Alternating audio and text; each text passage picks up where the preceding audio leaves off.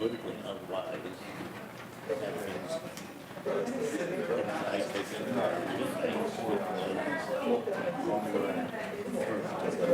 past, way past. To me, it's the opposite of making sense. They haven't had for years, and I knew it. Hello, it's good to see you. Well, I'm speaking, I don't think. I'm Sarah A what? County county. Wow. Any. Yeah. That county. I voted. And I was at an ACLU event. I've been a number of those. And I learned the whole history. Yes, she's the county. What county? Yeah, this county, of course.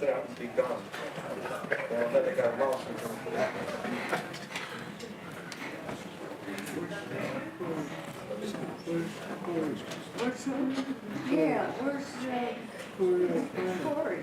I don't think. Well, he should, because I'm gonna talk about money. Well, sometimes it's better to talk about life for him not to be there. He's close, like, heard about Okay, good afternoon, everybody. This meeting of the Jail Oversight Board is called to order. I will take roll call. Ms. Griffin? Here.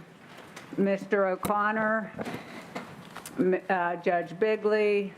Ms. Innamorato? Here. Ivashevic here. Ms. Hallam? Here. Mr. Perkins? Here. Mr. Nasir? Here. Mr. Kraus? Mr. Kraus is present by telephone, but can he hear? I mean, can he? Ivashevic here, Ms. Hallam, Mr. Perkins, Mr. Nasir, Mr. Kraus. I don't know if you can hear me, but I'm here. Okay, good, thank you. Mr. Kraus is present by telephone. Can we get rid of that? Can he hear? Can he, Ivashevic? Thank you. Okay, community correction. I want to let everybody know that the warden has a personal commitment and he has to leave at 6:15, and I told him that would be okay. Passages to recovery.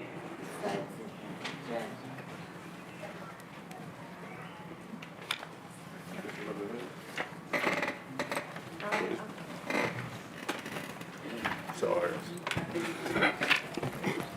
Good evening, That's Board. a little awkward. Yes, it's okay.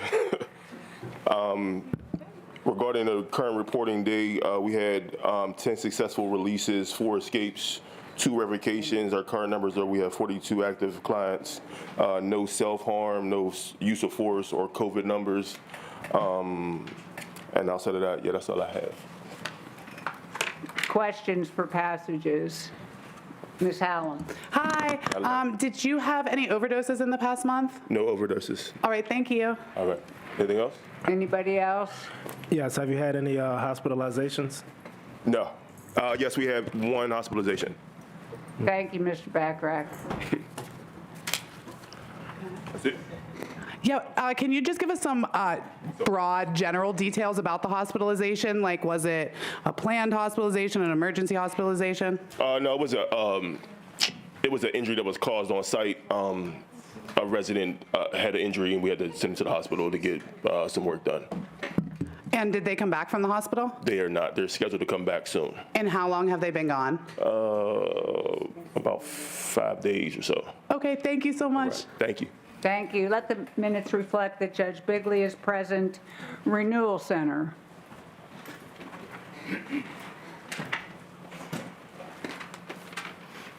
Good afternoon, everyone. Darren Hood, H-O-O-D, Renewal Incorporated. Our program numbers currently are 82 in work release, 19 in inpatient, giving us a total of 101. Our employment percentage is at 80%.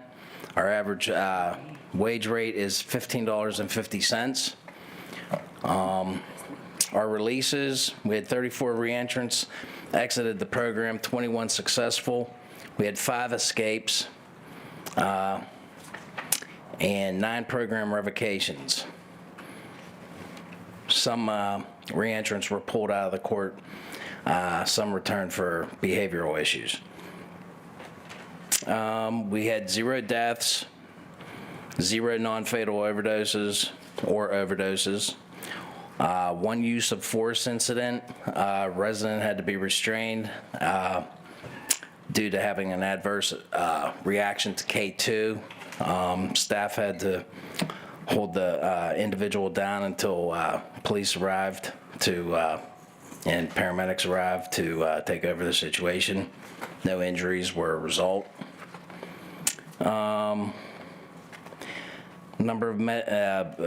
We had 11 number of emergency medical services called to both buildings for county reentrants. That included seizures, sharp abdominal pains, food allergies, 2 times for swollen legs, same individual, kidney stones, knee injury, adverse reaction, 1 adverse reaction to K2, and back and chest pains.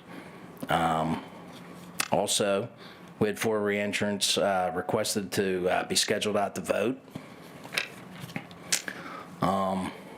Also, we had numerous reentrants volunteer for the Red Up Downtown Pittsburgh project that was sponsored by the Pittsburgh Downtown Partnership.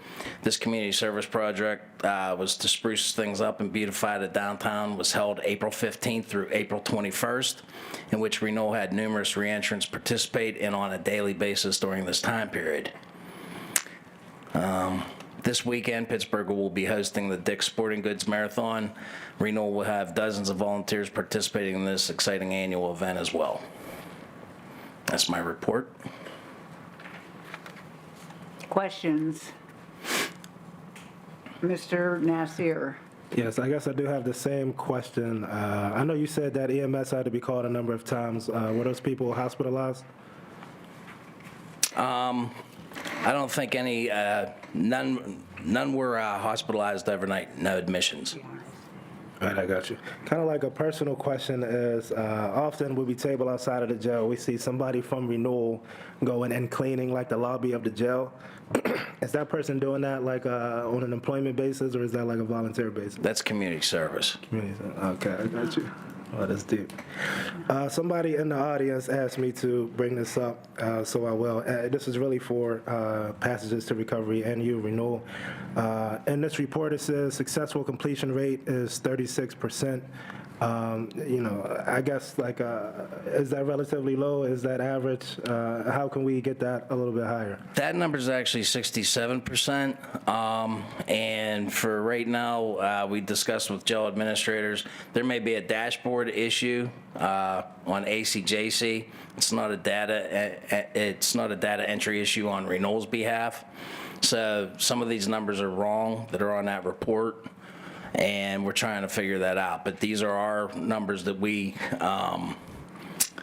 recorded through the 16th, March 16th through April 15th, just like the jail does.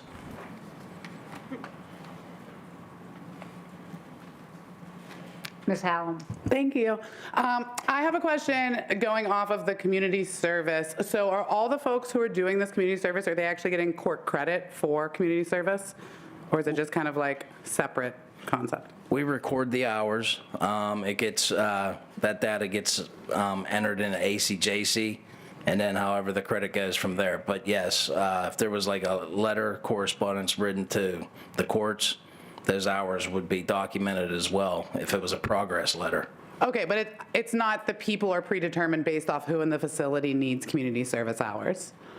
Well, our program requires state and county reentrants to participate in so many 8 hours of community service per month. So in order to receive outside benefits, free time, et cetera, they have to be compliant with that requirement. And so everybody signs up. They're encouraged to sign up. We have a lot of volunteers that, especially like the Dick's Marathon. It's fun. You're outside. You get to see people running and handing water and working different booths and stuff like that. So the guys do enjoy that. So we do have a lot of volunteers for especially all these outside upcoming events throughout the summer. So Can you give me some other examples of previous community service type things that folks have done for hours?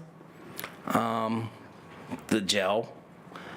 We do Project Destiny, different various food banks. We'll be doing the Great Race. We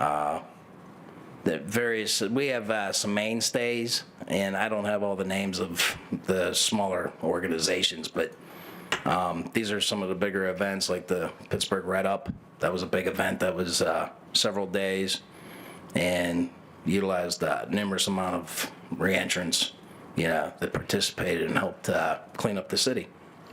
And what happens if folks don't get 8 hours a month of community service?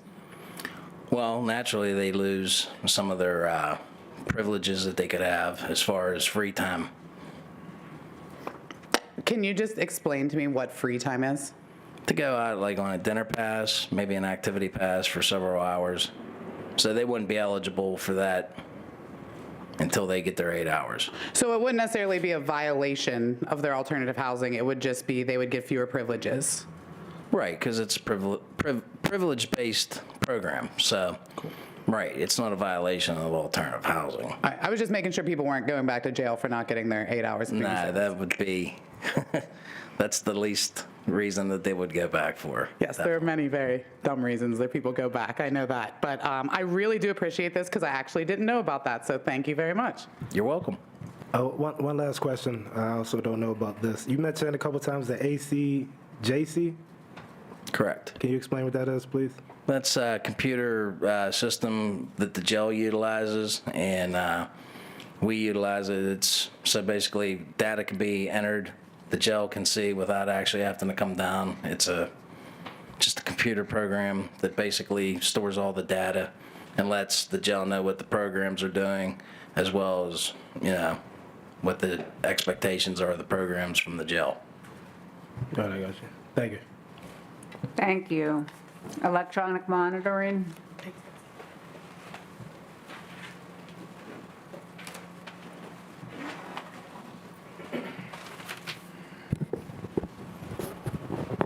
Pretty tall, so I gotta make this up. Good afternoon, Renan Harris, Adult Probation Manager, Electronic Monitoring, HARRIS. So at the end of our reporting period, we had approximately 643 individuals on electronic monitoring. Of those individuals, 33 successfully completed the program. We had 1 death and 2 were returned for violations. Any questions? Ms. Hallam? Can you give us some vague details about the cause of death? At this time, the probation office doesn't have the information. The family is currently waiting for the autopsy reports. Okay. And then, oh my God, I lost my train of thought. Oh, the 2 folks that were sent back for violations, were those for new charges or for technical violations? I do not have the information at that time. That could be anywhere from window violations, charges. I do not have that accurate information at this time to report to you. Okay, thank you. You're welcome. Yeah, I kind of have some basic questions only because somebody recently asked me about this and I didn't have the answers. So say somebody is in the ACJ and a court determines that they will be released on electronic monitoring. Can you explain what that process is? Do they receive the anklet in jail and then they get released? Or do they get released and they have to have some type of follow-up appointment? It is a process. Again, I'm covering for the EM manager, but I can say that they will be placed on a probation in jail. We would have to locate the supports that they were willing to go to do the electronic monitoring, which requires phones, contacts, to make sure they have a landline. If they don't have a landline, cellular device, etc. So it can be a process, but yes, most scheduled date, time that they were agreed to return back home, pending charges, community safety concerns, anything that nature. So, Do you all document that information internally? do we? Yes. Can y'all provide that to the board? I can talk to the manager of the department and see if he can get that information for you. Thank you. You're welcome. Any questions? Thank you. You're welcome. Okay, we're moving on to public comment. I would ask everybody to please be respectful, thank you, of the timer. First is Camille Jella. Is she here? Or he? Camille Jella signed up online. So, Thomas Beard, maybe? Beal.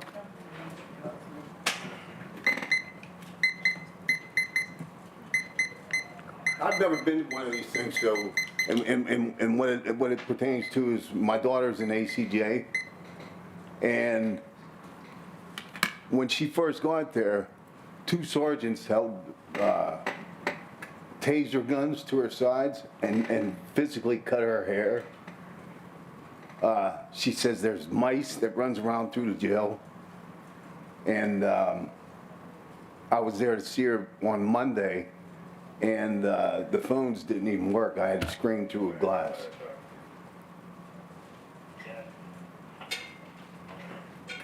What's your daughter's name? Mary Beth Beal.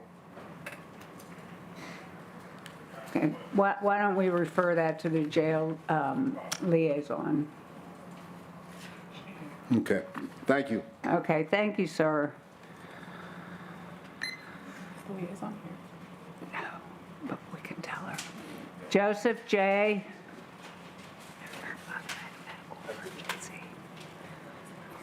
I know. She had to go back into the hospital or something. How y'all doing? My name is Joseph J. Try to make this quick because I only got 3 minutes. So the first thing I want to talk about when I come in here, I'm going to direct this strictly to the prison officials because I do know most of y'all over there, and I'm pretty sure y'all know me. Most of y'all are career prison officials. So I will have my questions I'm going to give to them, but I would appreciate that if y'all come the next time and be prepared to answer these questions. One, we're going to deal with medical staff. I will give these questions, but this is what these topics is going to deal with. Food in the kitchen, inspections, because y'all never pass inspections. So why ain't nobody being fired or fined or none of that like y'all do the regular people out here on the streets? Commissary, outside purchase order prices, phones, cost, because y'all have price gouging going on at these counties, and it's one, most of those people in there are not sentenced. So therefore, you're extorting people who are there just for housing because they can't make bond. That's illegal. RHU, single cells, lockdowns, being locked down in these cells all day. Y'all got half of this prison empty, but y'all got people in double cells, right? But y'all haven't reduced the employee. Y'all still got the same number of employees, but y'all don't have the same number of prisoners. So why are y'all still putting them in double cells, right? And this is the most powerful one, which is grievances, right? We need to have a stoppage of harassment for individual prisoners filing grievances because y'all do it. Y'all don't answer grievances in good faith. The law is there. Prison Litigation Reform Act protects y'all, and y'all know it. But it doesn't make y'all honor the process. It makes me as a prisoner honor it more so than a professional. So I need y'all to correct them on how is it that I'm supposed to be more professional than the professionals. These are people who've been in this business for more than 20 years. And what I'm here to tell the public is they are actively participating in turning people like me into hardened criminals. That's why they treat us the way they treat us. And it's up to y'all as public officials to stop it unless you are actually working with an ulterior motive. Right? Boom, boom, boom. I can speak because I have a history with Judge Kelly, who found me guilty while on the internet throughout the whole trial. She found me guilty on the internet the whole trial. She had to vacate that and remove herself from the case, right? But you get paid to be here, right? You get paid to be here and do a job, period. And Joe gonna call you on it. Okay? Thank you for your time.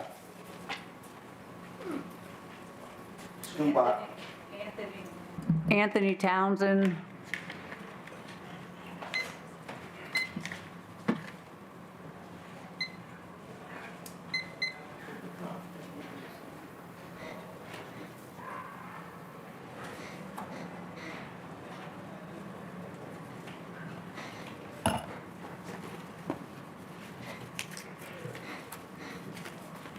Hey everybody, my name is Anthony Townsend Jr. I was recently false incarcerated in the Allegheny County Jail February 14th to February 21st, 2024. I was seriously assaulted very badly by sheriff officers on the 14th in court for challenging jurisdiction. And then February 15th, Allegheny County Jail officers / employees assaulted me physically and sexually abused me while placed in handcuffs tightly. I was forcefully held down on my stomach, stabbed with about 3 needles in my arm against my will. Lots of blood stolen / raped away from me severely. Time and date, raped of blood, February 15, 2024. The shift was 3 to 11 p.m. You will see the extortion there that day. It was hard to tell the time being locked away in a cell with a sheet covering the window. Then I was forced into solitary confinement for 24 hours a day, being there for about 6 days. This whole entire situation. One shower about 2 days before I got released from the ACJ. No toothpaste nor hygiene while in the ACJ, nor was I able to write a complaint / grievance about my situation because the complaint forms is stuck on the ACJ tablets. The tablets do not let you put in complaints. It freezes and restores complaints over when the screen shuts off. Nobody can get an actual printed copy because the tablets do not allow prints. ACJ officers ignored me when I asked for help. Also, when I hit the emergency button for help about my situation and paper complaints / grievances. The first time I received the tablet to inform my family of my traumatic situation, it was about a day before I left, about the 5th or 6th day in the jail. And about the 2nd day and 3rd day before I was released from the ACJ, officers / employees asked me if I wanted 1 hour of rec to end my 24-hour solitary confinement. For whoever should look into this, please keep me updated on my situation every step of the way. Also, if any questions related to my situation needs to be answered, feel free to contact me at the information if I'm allowed to pass it out. For contact information, may I pass it out respectfully to whoever? I'll come get it, but can I just ask you a question first? Yeah. Can you give me the date and approximate time of that incident? You said it, but you were talking faster than I could write. The beginning of the whole thing from the court into the jail, it started from February 14th. Then my blood was stolen away from me February 15th. This was in the process area at the vending machines in the phone calls processing area. Then after that, I was forced into the whole, basically solitary confinement is what it's called, and wasn't released out of there basically until like the 2nd or 3rd day of being released from the jail. Thank you. Judge Abashevik, if you don't mind me saying, before you call the next public speaker, Mr. Jay's never had a case in front of me. Thank you. Thank you. Just wanted to place that on there.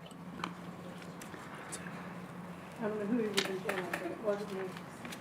Okay, and Mr. Townsend, we will refer this to the jail liaison to look into as well, okay, sir? Thank you. Thank you. Kyna James. All right, you can give me a call whenever too. All right. Thank you.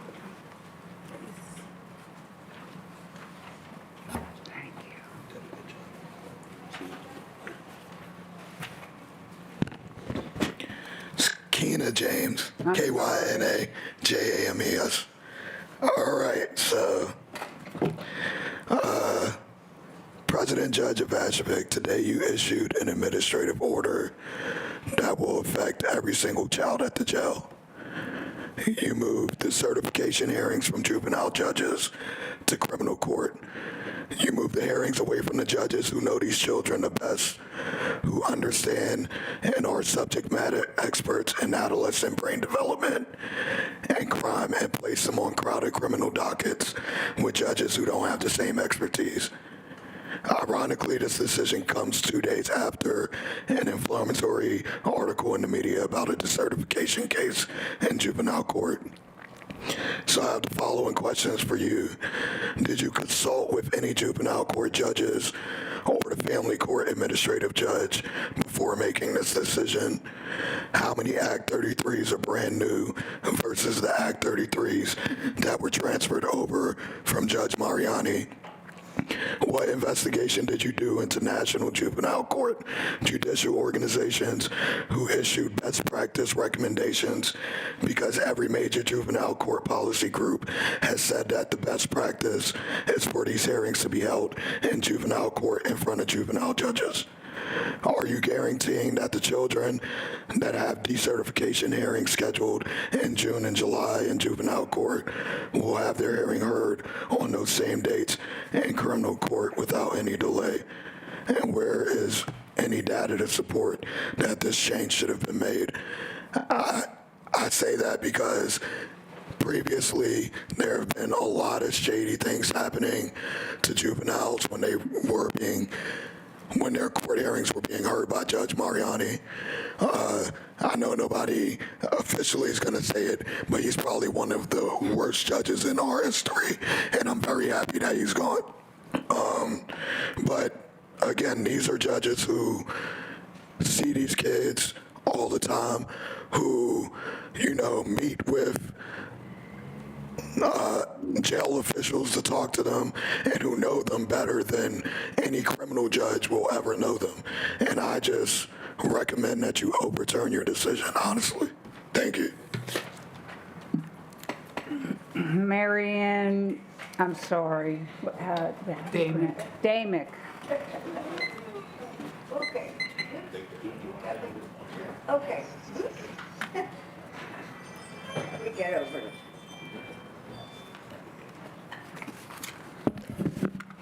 Damick, D-A-M-I-C-K. Okay, usually I'm asking for something that I see you want. But two things have attracted my attention, particularly because they stem from a long time that I've been involved with the prison society, with the jail. One is TB. I haven't seen TB in this jail since, God, well, I can't tell you how many years. That is shocking. That is not, something is wrong. We should not have any TB. It hasn't been for years, over 40 years that I've known, has there been any TB in here. At the beginning, I will admit, I was working with one of the people from the jail, and yes, you did have TB, but he was head of the medical department, and he got rid of it. It's back again. Bad. This is awful. Also, you have 96. An increase in mental health that are coming in mentally ill, let alone acquiring mental illness. It's at the same time you're losing people to help. You're down. There are 11 absences in mental health care. You need to increase it, not decrease it. And that should be something you pay attention to. You have 11 mental health absent right now, and this is one time, well, I think almost any time, but you have an increase and you have a decrease of people to work. Something has to be done. Whether it will, I hope before, while I'm still here, frankly. The other thing, and it's what two things. Hunger strike. I haven't heard of a hunger strike in this jail. I'm trying to think of how many years. Does anyone have some idea besides what they are eating or not eating as the problem? Is anyone looking at the hunger strike? People in jail are hungry. They're not going on hungry strike unless the food is indigestible. That needs to be inquired, some interview. Meanwhile, Sue, okay, that's it. Thank you. Stephen Fisher.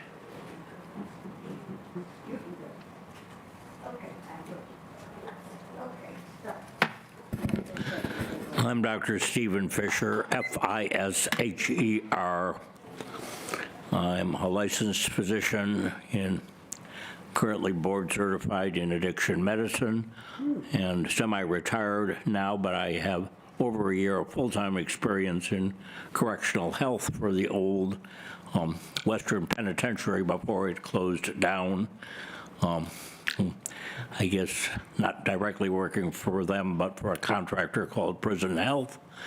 And I have indirect embarrassment through the county jail because former patients of mine who die in jail are later brought to my attention in an unfavorable way by colleagues or competitor, friendly ones, I hope, that I should not have let that happen to someone I'm supposedly taking care of. And I don't know the solution to this problem, but I'm noticing that we don't have a medical director.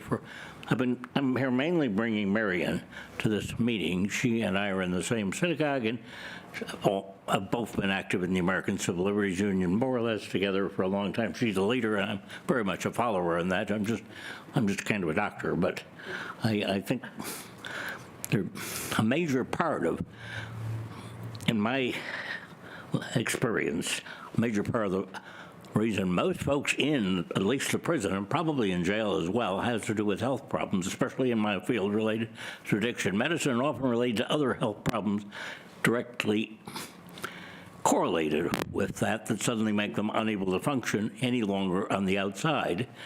And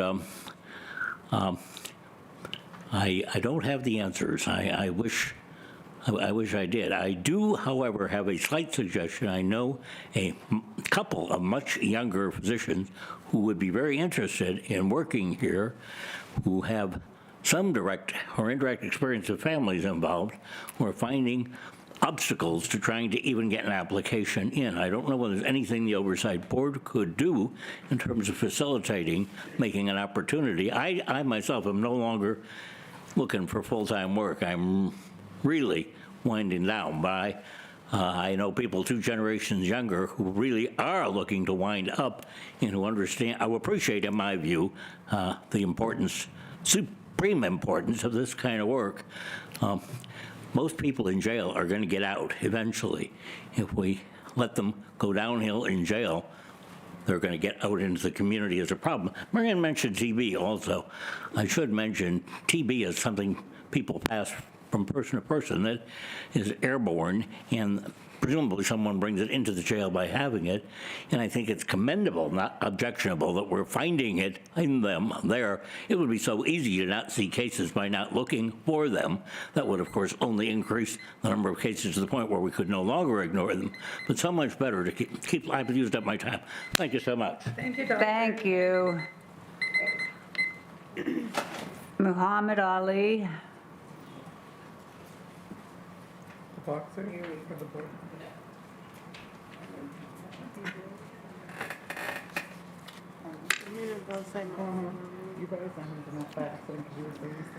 Cora Roma.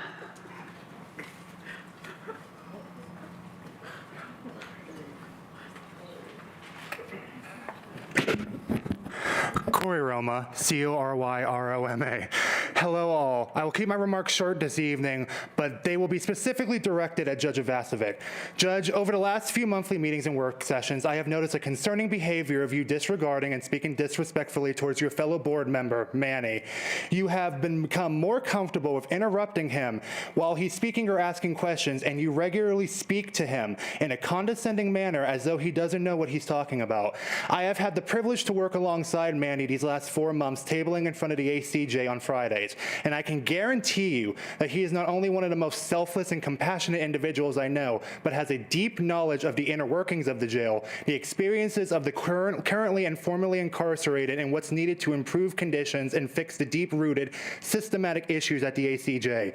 I know you're used to calling all the shots, but this is an open forum where you're supposed to work with fellow board members. Please, moving forward, be more open-minded and listen to Manny and what he's advocating for, because I think the opinion of someone who's been in the jail and knows the issues is worth just as much as the opinion of the person sending people to jail. Thank you. Thank you. John Kenstowitz.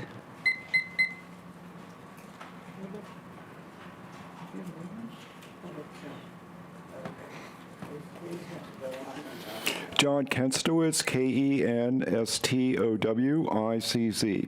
I want to talk about potentials for violence in a county jail and the mental health needs of our correctional officers. An important question that needs more discussion is why are our ACJ correctional officers' life expectancy so low at 61 years of age, 16 years below the national average? I suggest a critical factor that determines the work, that distinguishes the work of our correctional officers from many other occupations, even the police, is the potential of violence that can occur at our jail at any time.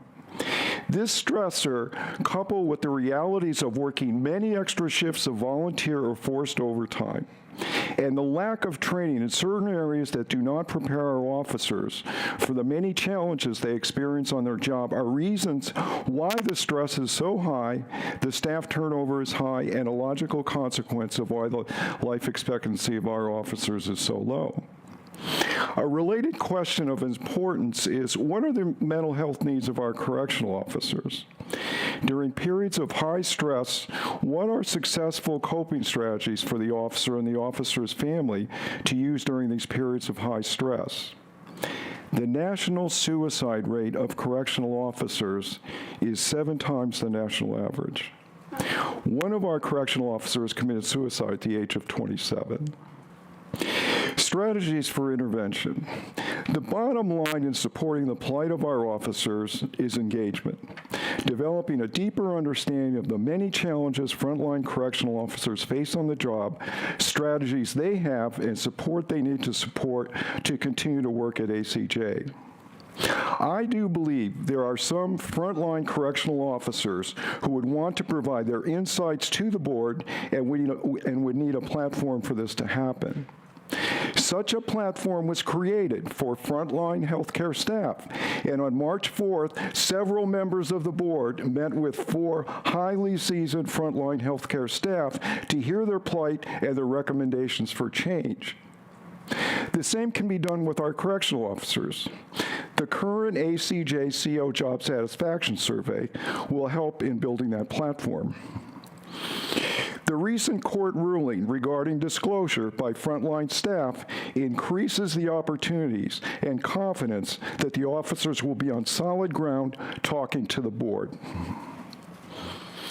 A corollary to this intervention and a bold initiative would be for the board to consider an outside contractor to provide mental health services solely to our correctional officers.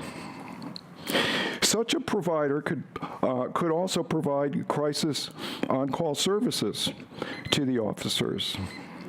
I do. Is that it already? Thanks. Oh, well, okay. Gee, that's too bad. I timed this, and it wasn't, okay. All I want to say, it's important.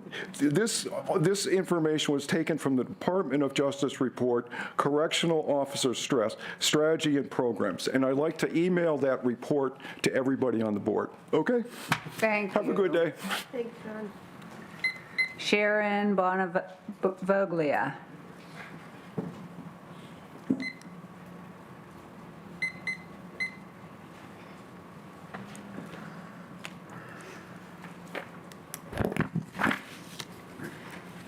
We at Penn are relieved that there have been no deaths reported in the jail or its satellite alternatives this year. We are also deeply concerned that the past deaths have not been analyzed through rigorous objective mortality reviews that are done in a timely way and then reported to the JOB so that proper oversight can be done. Lessons must be learned from every death, including those that happen when the jail releases someone to a hospital setting. The more objective the mortality review, the more helpful it will be in discovering what needs to change to improve the care of all those incarcerated in the county. We ask that the JOB pursue and carefully read all mortality reviews for at least the last 3 years and use the information gained to establish appropriate protocol for ongoing effective mortality reviews, as well as holding administration accountable for changes that need to be made based upon those reviews. If this had been more effectively done, it is highly likely that the list of names I read here monthly would be shorter, and some family and friends would be whole instead of continuing to deal with their grief. And now, if you are able, please rise for the reading of the names of the dead. Richard Lenhart, Robert Blake, Cody Still, Daniel Pastoric, John Brady, Martin Busick, Robert Harper, Vinkley Harris, Justin Brady, Paul Allen, Roger Millspaw, Paul Spisak, Gerald Thomas, Jerry Lee Ross Jr., Victor Joseph Zelenek, Ronald Andrus, Anthony Tolada, William Spencer, James Washington, Damon Leroy Kays, Tim Menino, Douglas Bonomo, Zachary Sam, Nicole Barufi, Richard Shuba II. And I would ask us all in this month of Mother's Day to especially remember their moms. And my name is Sharon Bonavolia, Bonavoglia. Thank you. CJ Swanson. Sharon, that was exactly. Yeah. That's impressive. That's hard to do. Hello, my name is CJ Swanson, SWANSON. I am an intern at Pennsylvania Interfaith Impact Network, and today I'm speaking on behalf of all the PIN leadership. PIN is an interfaith organization, and prayer is an important practice for many of us. If you didn't know, today is the National Day of Prayer. Our work is fueled by our prayers, and our prayers fuel our work. Prayer is a practice that gives us an opportunity to come together as a community. Do not forget that we are all community, because our actions affect yours, and your actions certainly affect us. And that makes us community. Do not forget, because we will continue to be here until you stop allowing our beloved ones to suffer and die at the hands of an organization that is meant to rehabilitate them and give them an opportunity to live. I will now be reading a prayer written by Shannon Garrett Dagey, who is the Reverend at the Smithfield United Church of Christ and our Vice President. If you are religious, I would invite you to pray with me. If you are not, I offer you a moment to just breathe. God of many names, We invoke your blessing on this land and on us as we gather today. We acknowledge the elders of this place, both past and present, and the continued cultural and spiritual connection to the land and water. Holy One, we come seeking to be the people of your peace and justice, a voice for the voiceless, hands and feet for the immobile, a heart for the heartless. Almighty God, you are a God of justice and righteousness. The prophet Amos says, may justice roll down like a river and righteousness like a never-failing stream. We pray for the justice system in our country. We pray for the judges, the legislators, and law enforcement, that they will work with us, community leaders and advocates, to end the oppression and exploitation, together bringing justice to our city and our nation. May our incarcerated community members, our brothers and sisters and siblings, I'm almost done, be reminded of our shared humanity. That even though the shadows and valleys, even though sorrow and sadness, know that hope is on the way, know that liberation is on the way, know that joy is on the way, know that wholeness and healing is on the way, know that love is here and on the way, know that God is here and on the way. Strengthen us, embolden us, hold us in your mercy and grace. So let it be. Amen. Tanisha Long.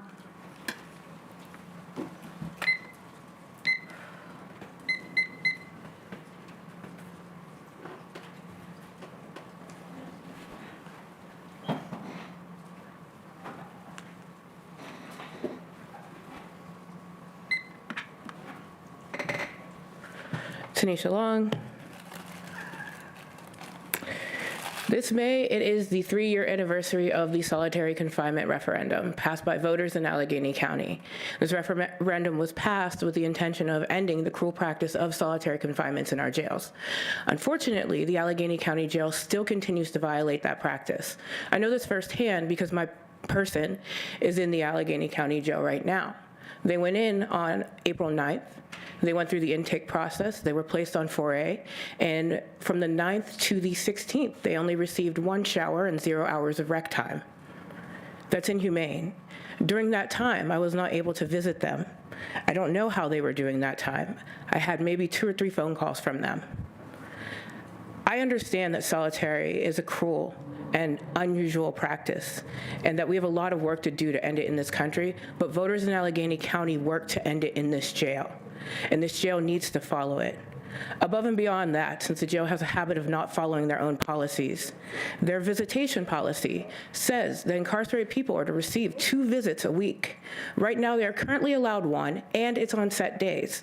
So for people who have children in school, people who have jobs, they don't get to see their loved ones at all. I'm splitting visits with his family, and that's not right. This policy was updated a year ago, and they're not following it.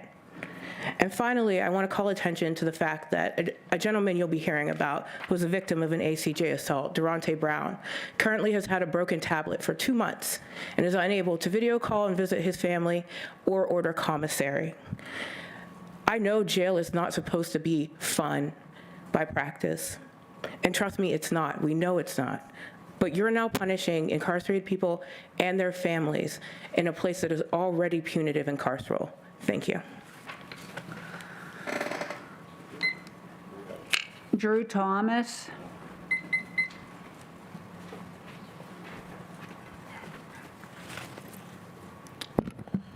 Drew Thomas, spelled the normal way. Today I come to you to advocate on behalf of Durante Brown, D-A-R-O-N-T-E Brown, an incarcerated man who was assaulted by ACJ staff not once, but twice over the past 2 years. The second assault on Mr. Brown was so severe that it not only resulted in serious injuries, but also criminal charges against the officers involved. This is not the first time we have come to this board in response to severe uses of force against our most vulnerable population, but this is the first time we come to you after an officer has been charged. Corrections Officer Veith repeatedly punched Durante Brown in the face. He was then tased repeatedly while being accused of fighting back. Although video evidence showed that Mr. Brown did did not initiate this conduct, nor did he fight back, ACJ officials placed him in solitary confinement, further punishing him for being the victim of an unprovoked assault. We know the effect that solitary confinement has on an individual's mental health. Still, please take a moment to think about the impact that solitary confinement has on the mental health of a person who has just been physically assaulted while helpless to defend themselves. The Abolitionist Law Center has written a medical advocacy letter for Mr. Brown. Despite one of their corrections officers being charged with assaulting Mr. Brown, jail officials refused to provide him with medical treatment to address the injuries he sustained in the assault. In the letter, Mr. Brown's attorney describes the failure to meet his medical needs, saying, quote, Mr. Brown has repeatedly reported to ACJ staff, without avail, that he continues to experience numbness and tingling sensations in both of his legs from the waist down. Despite their knowledge of the risks of injuries from tasing and physical assaults and Mr. Brown's telltale symptoms of nerve impairment, ACJ officials have been deliberately indifferent to Mr. Brown's medical needs and completely disregard his reasonable request to be examined for nerve damage. Nor has the ACJ provided Mr. Brown with physical therapy or prescribed him pain relievers or assessed his pain management needs. Additionally, Mr. Brown continues to suffer psychologically from the trauma of being tased, which is confirmed by the Allegheny County Jail medical staff. End quote. Please read the medical advocacy letter describing Mr. Brown's conditions and provide him with the medical and therapeutic relief that he is owed after Officer Veith's vicious assault, and provide a concrete plan to end these continued assaults on incarcerated people. Thank you. Thank you. Jeff Williams.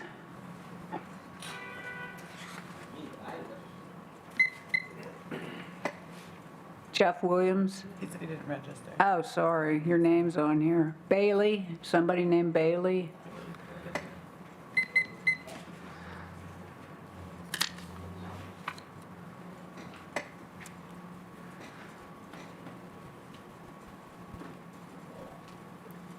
Bailey Brown, B-A-I-L-E-Y, B-R-O-W-N. Hey, board, back to say that I still didn't feel particularly respected or engaged with around my concerns with the bylaws last meeting, and I doubt I'm the only one who feels that way. I wanted to bring it up now, since you haven't ratified them yet, and there's still theoretically time to pump the brakes and address the concerns of people who mean as well as you do. Thank you, by the way, for uploading the bylaws as promised and for your general efforts to pass bylaws. At the root of it, I'm seeking dialogue. I would like to know from you as the ones who hold power here how you conceive of this board's functionality and what direction you think we are heading. You may well dismiss me as naive and idealistic, but that's what I'm looking for, human conversation and in general dignity as someone who makes the effort to come here on my own time and my own dime. I'm available after meetings or for your suggestions of how to talk. Switching gears about Trinity Food Service, what are we going to do? How are we going to follow up when their dietitian speaks to us and someone who's served time recently tells us directly that they're lying? On top of every other allegation about food service, I remain concerned. Also, some of you have been firm that a reopened Schumann Center will not fall under the purview of this board.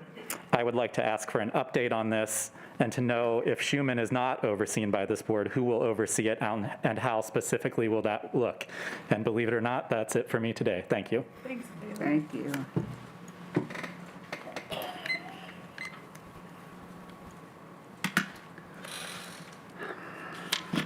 Okay, moving on to the minutes. Do I have a motion to approve the minutes of March 28, 2024?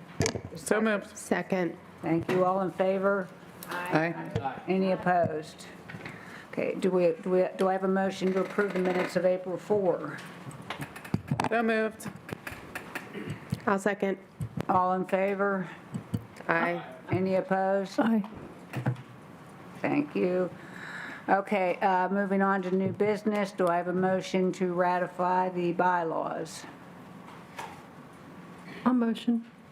Do I have a second? Second. Thank you. Let's do a roll call. Ms. Griffin? Yes. Ms. Bigley? Yes. Ms. Inamorata? Yes. If Ashevic votes yes. Ms. Howell? No. Mr. Perkins? Yes. Mr. Nasir? No. That was right. Mr. Kraus?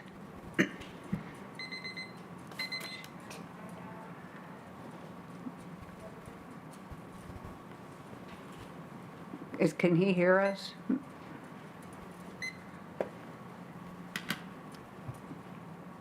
Mr. Kraus?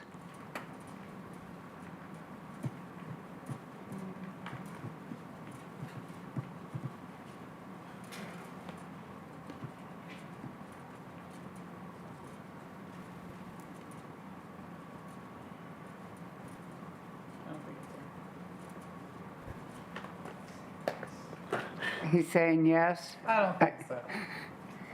Can you see him? I mean, how come we can't hear him?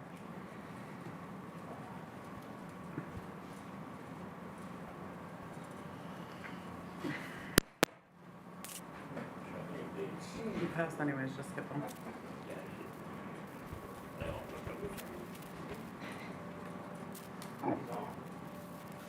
Okay, can we accept that Mr. Kraus voted yes? No. I mean, it's still. You don't need the vote. You passed it don't- anyways. yeah. Don't. Okay, well, I know, but he made the effort to appear, he's on vacation. I just think his vote should be recognized since he's on vacation and he's attending the meeting, that's all. But, okay. If we're moving on to nominations, can we nominate? Go ahead. I'd like to nominate Rob Perkins for vice chair. I second that. Are there any other nominations? Bob, would you accept it? Yes. Are there any other nominations for vice chairperson? No, hearing none. Ms. Griffin? Yes. I vote yes. Ms. Innamorato? I vote yes. Ms. Hallam? Yes. Mr. Perkins? Yes. Mr. Nasir? What is it? Nasir. Nasir, I apologize. Mr. Nasir? Yes. One Are of we, these days. are we Let's asking go. I actually Kevin for prefer his I Manny. don't- Thanks for Mr. talking Kraus, about it. can you, I'm Just call him sorry. Manny. Yeah, I actually prefer Manny since we're I talking about know, but That's I all call of his everybody. names. She's trying to Mr. show and Miss. respect. Yeah. Mr. Kraus, can he hear us? Can he vote? Yeah, was this nomination for Mr. Perkins? Yes. Do you, I vote yes. okay, thank you. And do you vote to ratify the bylaws? We already. Yes. Okay, thank you, Mr. Kraus. Okay, next is appointments to the appointment committee. Oh, jeez.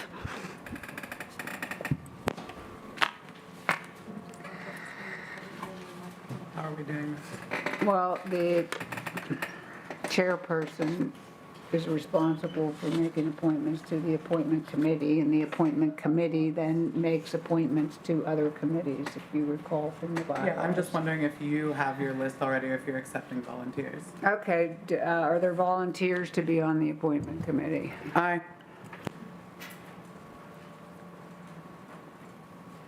Oh, I volunteered to be on the appointment committee. Okay, anybody else? I know Mr. O'Connor had volunteered to be on the appointment committee. I know he's not here, but he had expressed that to me. Anybody else? Okay, I'm going to appoint Ms. Innamorato and Mr. O'Connor, and I'm going to appoint myself. Not me? No, well, there's only going to be 3. I thought our bylaw said there's. Okay, so there will be, you could be the 4th, but non-voting. Warden's report.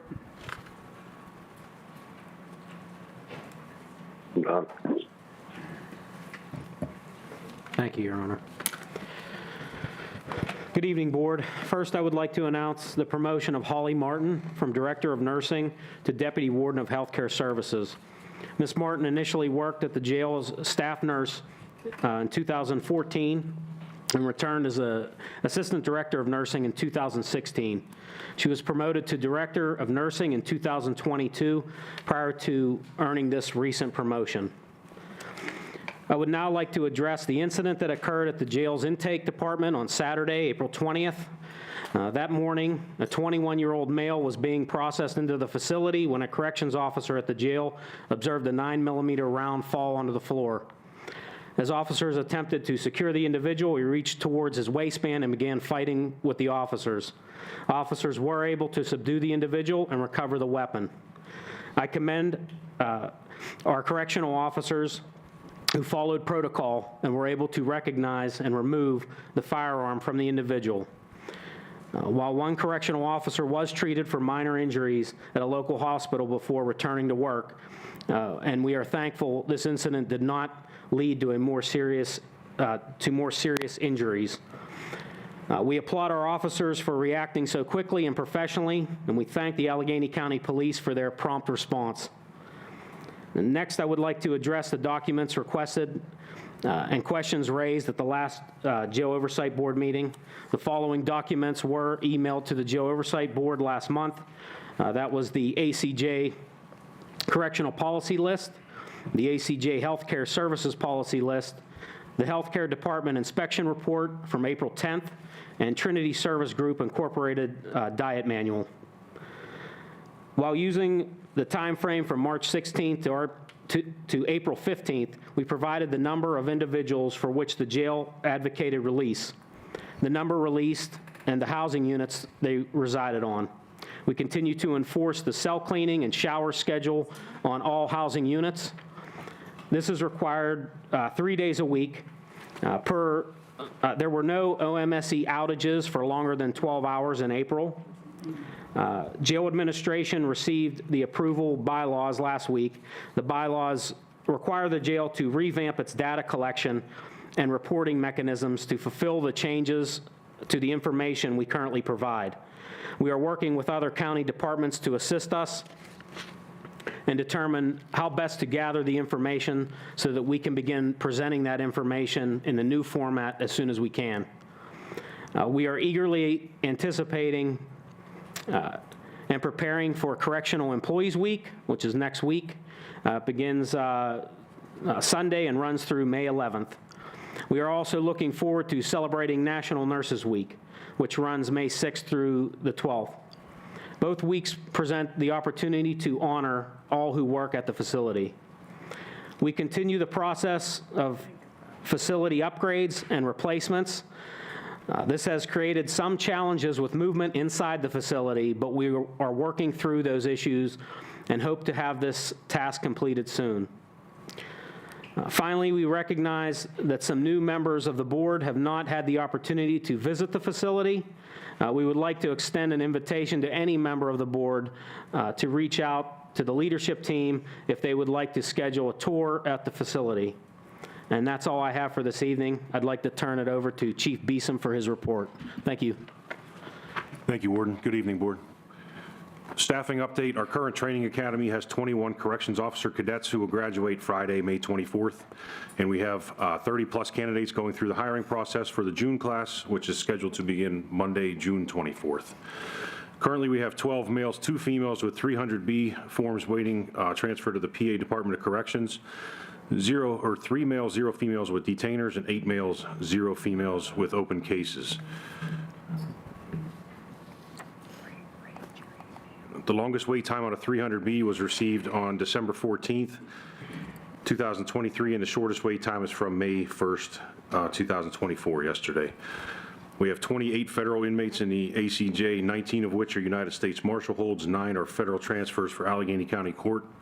Our use of force numbers for April 2024 is 25. Our overtime shift numbers for April is 1,644 voluntary overtime shifts and 882 mandated overtime shifts. And there were 0 individuals on a hunger strike for the reporting month. Deputy Clerk will continue the report. Thank you, Chief. Good evening, Board. For chaplaincy and pre-release, on April 10th, chaplaincy in Trinity hosted a communal end of Ramadan feast. This was a great opportunity for participants to celebrate the end of Ramadan. We would like to thank the members of the Jail Oversight Board who attended this special event. Additionally, we would like to thank Trinity and the Chaplains Department for their efforts to make this event a success. On April 20th, Foundation of Hope trained over 60 new and current volunteers. The theme of this training was boundaries, and it includes sessions on each of the Foundation of Hope programs, boundaries in pastoral care, family system theories, and more. The next training date will be October 26th. The chaplaincy grief support groups, which are joined by several therapy dogs, are provided much needed comfort for individuals who are struggling with the loss of a loved one. Due to high demand, these groups have been increased in frequency from meeting biweekly to meeting weekly. Discharge and release. The Discharge and Release Center assessed 323 individuals and distributed 67 boxes of Narcan, 88 fentanyl and xylazine test strips, 486 condoms, 484 bus tickets in the month of April. The Discharge and Release Center continues to make referrals and connect individuals to services in the community. In April, the Discharge and Release Center coordinated with Bethlehem Haven and Wood Street Commons for information on post-release housing options. Contact visits. The jail is continuing to host contact visits for juveniles, incarcerated workers, veterans, and program participants on designated Saturdays throughout the month. For the month of April, a total of 88 incarcerated individuals received contact visits from a total of 165 family members. Residential placement services. Based on orders from the court, residential placement services facilitated the transfer of 69 individuals to alternative housing in the month of April and 31 individuals to substance use treatment through the diversion program. The diversion program received 38 new referrals and served a total of 92 participants in April. The Medical Assistance Program assisted a total of 115 individuals with completing medical assistance applications upon release from the jail in the month of April. Reentry services. We are excited to announce that last week, the Department of Human Services, in partnership with the jail, released a reentry RFP. Through this RFP, we are looking to strengthen and expand our current reentry programming. In addition to reentry classroom programming, we are looking to incorporate activities coordinators who will provide structured activities to individuals directly on their housing units, as well as a resource coordinator. The resource coordinator will be responsible for the organization of the library and distribution of books, as well as maintaining a centralized resource guide for the incarcerated population and staff. There's a lot more information in the RFP that details exactly what we're looking for. We encourage interested parties to review the opportunity and submit any questions directly to DHS Procurement. This solicitation can be found on the Department of Human Services website for any organization that's interested in applying. We would like to extend our gratitude to our Department of Human Services colleagues for their support on this initiative, as well as many others. We truly appreciate the time and dedication that was put into the development of this RFP, and we are excited to implement additional programming and supports that will continue to support the incarcerated population and ultimately reduce recidivism. The Department of Human Services also assisted the jail in obtaining language identification signs to help assist individuals who are non-English speaking. These signs will allow faster identification of individuals who are in need of translation services, and I have a sample of that tonight if anyone would like to see it. Trinity Food Services has continued to hold Serve Safe training. In the month of April, a total of 28 individuals were trained and passed the Serve Safe certification test. On April 11th, the jail was pleased to host Terry Minor Spencer and Reverend Tate from Colorful Backgrounds. They presented the services that Colorful Backgrounds offers and educated the incarcerated population on what is available to them post-release. We appreciate the efforts of their organization, and we look forward to hosting them again. Educational services. With the support of the Elections Division, the jail distributed ballots to registered incarcerated individuals on Thursday, April 18th. A total of 73 individuals voted in the primary election, 53 of whom were newly registered voters. The jail would like to recognize volunteer Chuck Ondo for his achievement of being awarded Veteran Advocate of the Year by the Department of Labor. Mr. Ondo meets with veterans in the jail weekly and connects veterans to services in the community post-release. He has helped many veterans obtain housing and employment once they're released from jail. On April 15th, the Department of Labor filmed a video in the jail to document Mr. Ondo's work and his support of the population. We greatly appreciate his efforts and look forward to continued partnership with him. On Mr. Ondo's April 15th visit, he brought guest speaker Ken Aqualine. Mr. Aqualine told his story of addiction recovery and offered his support to individuals post-release. On April 18th, playwright author Susan Stein and Dr. Norman Conti of Duquesne University's Performing History and Autobiography program conducted a creative writing class working with all students in the juvenile education program. On April 24th, the jail's Administrator of Programs, Jack Pischke, was honored for his 40 years of service and dedication to the jail's incarcerated population. Duquesne University, with the support of House of Life Pittsburgh's grant, is purchasing $5,000 worth of books for the juvenile education program in Mr. Pischke's name. These books will provide additional leisure reading opportunities for the juvenile population. Mr. Pischke's passion of ensuring the education of the juvenile population is one of the many roles he has had during his 40-year tenure at the jail. We are proud of Mr. Pischke's accomplishments, his dedication to the juvenile population, and the long-term impact he will have on the juvenile education program. That concludes this month's report for programs. Amy Shaw will provide the healthcare services report.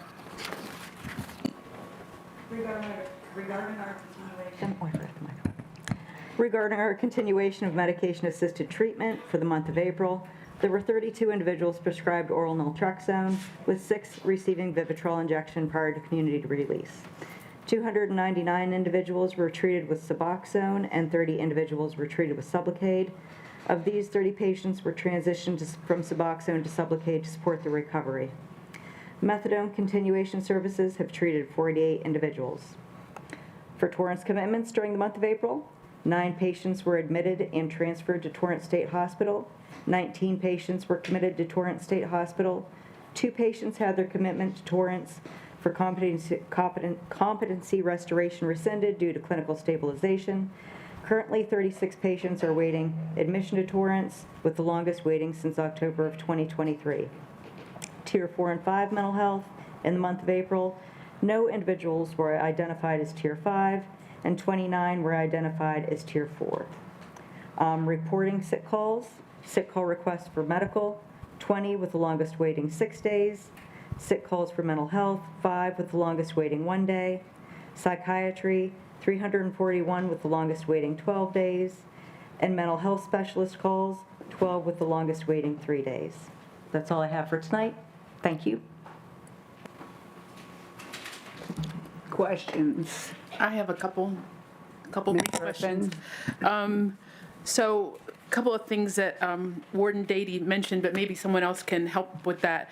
I think he mentioned health inspections, and I recall seeing a report, I can't find it at the moment, about a kitchen inspection that I think did not pass, did not go well.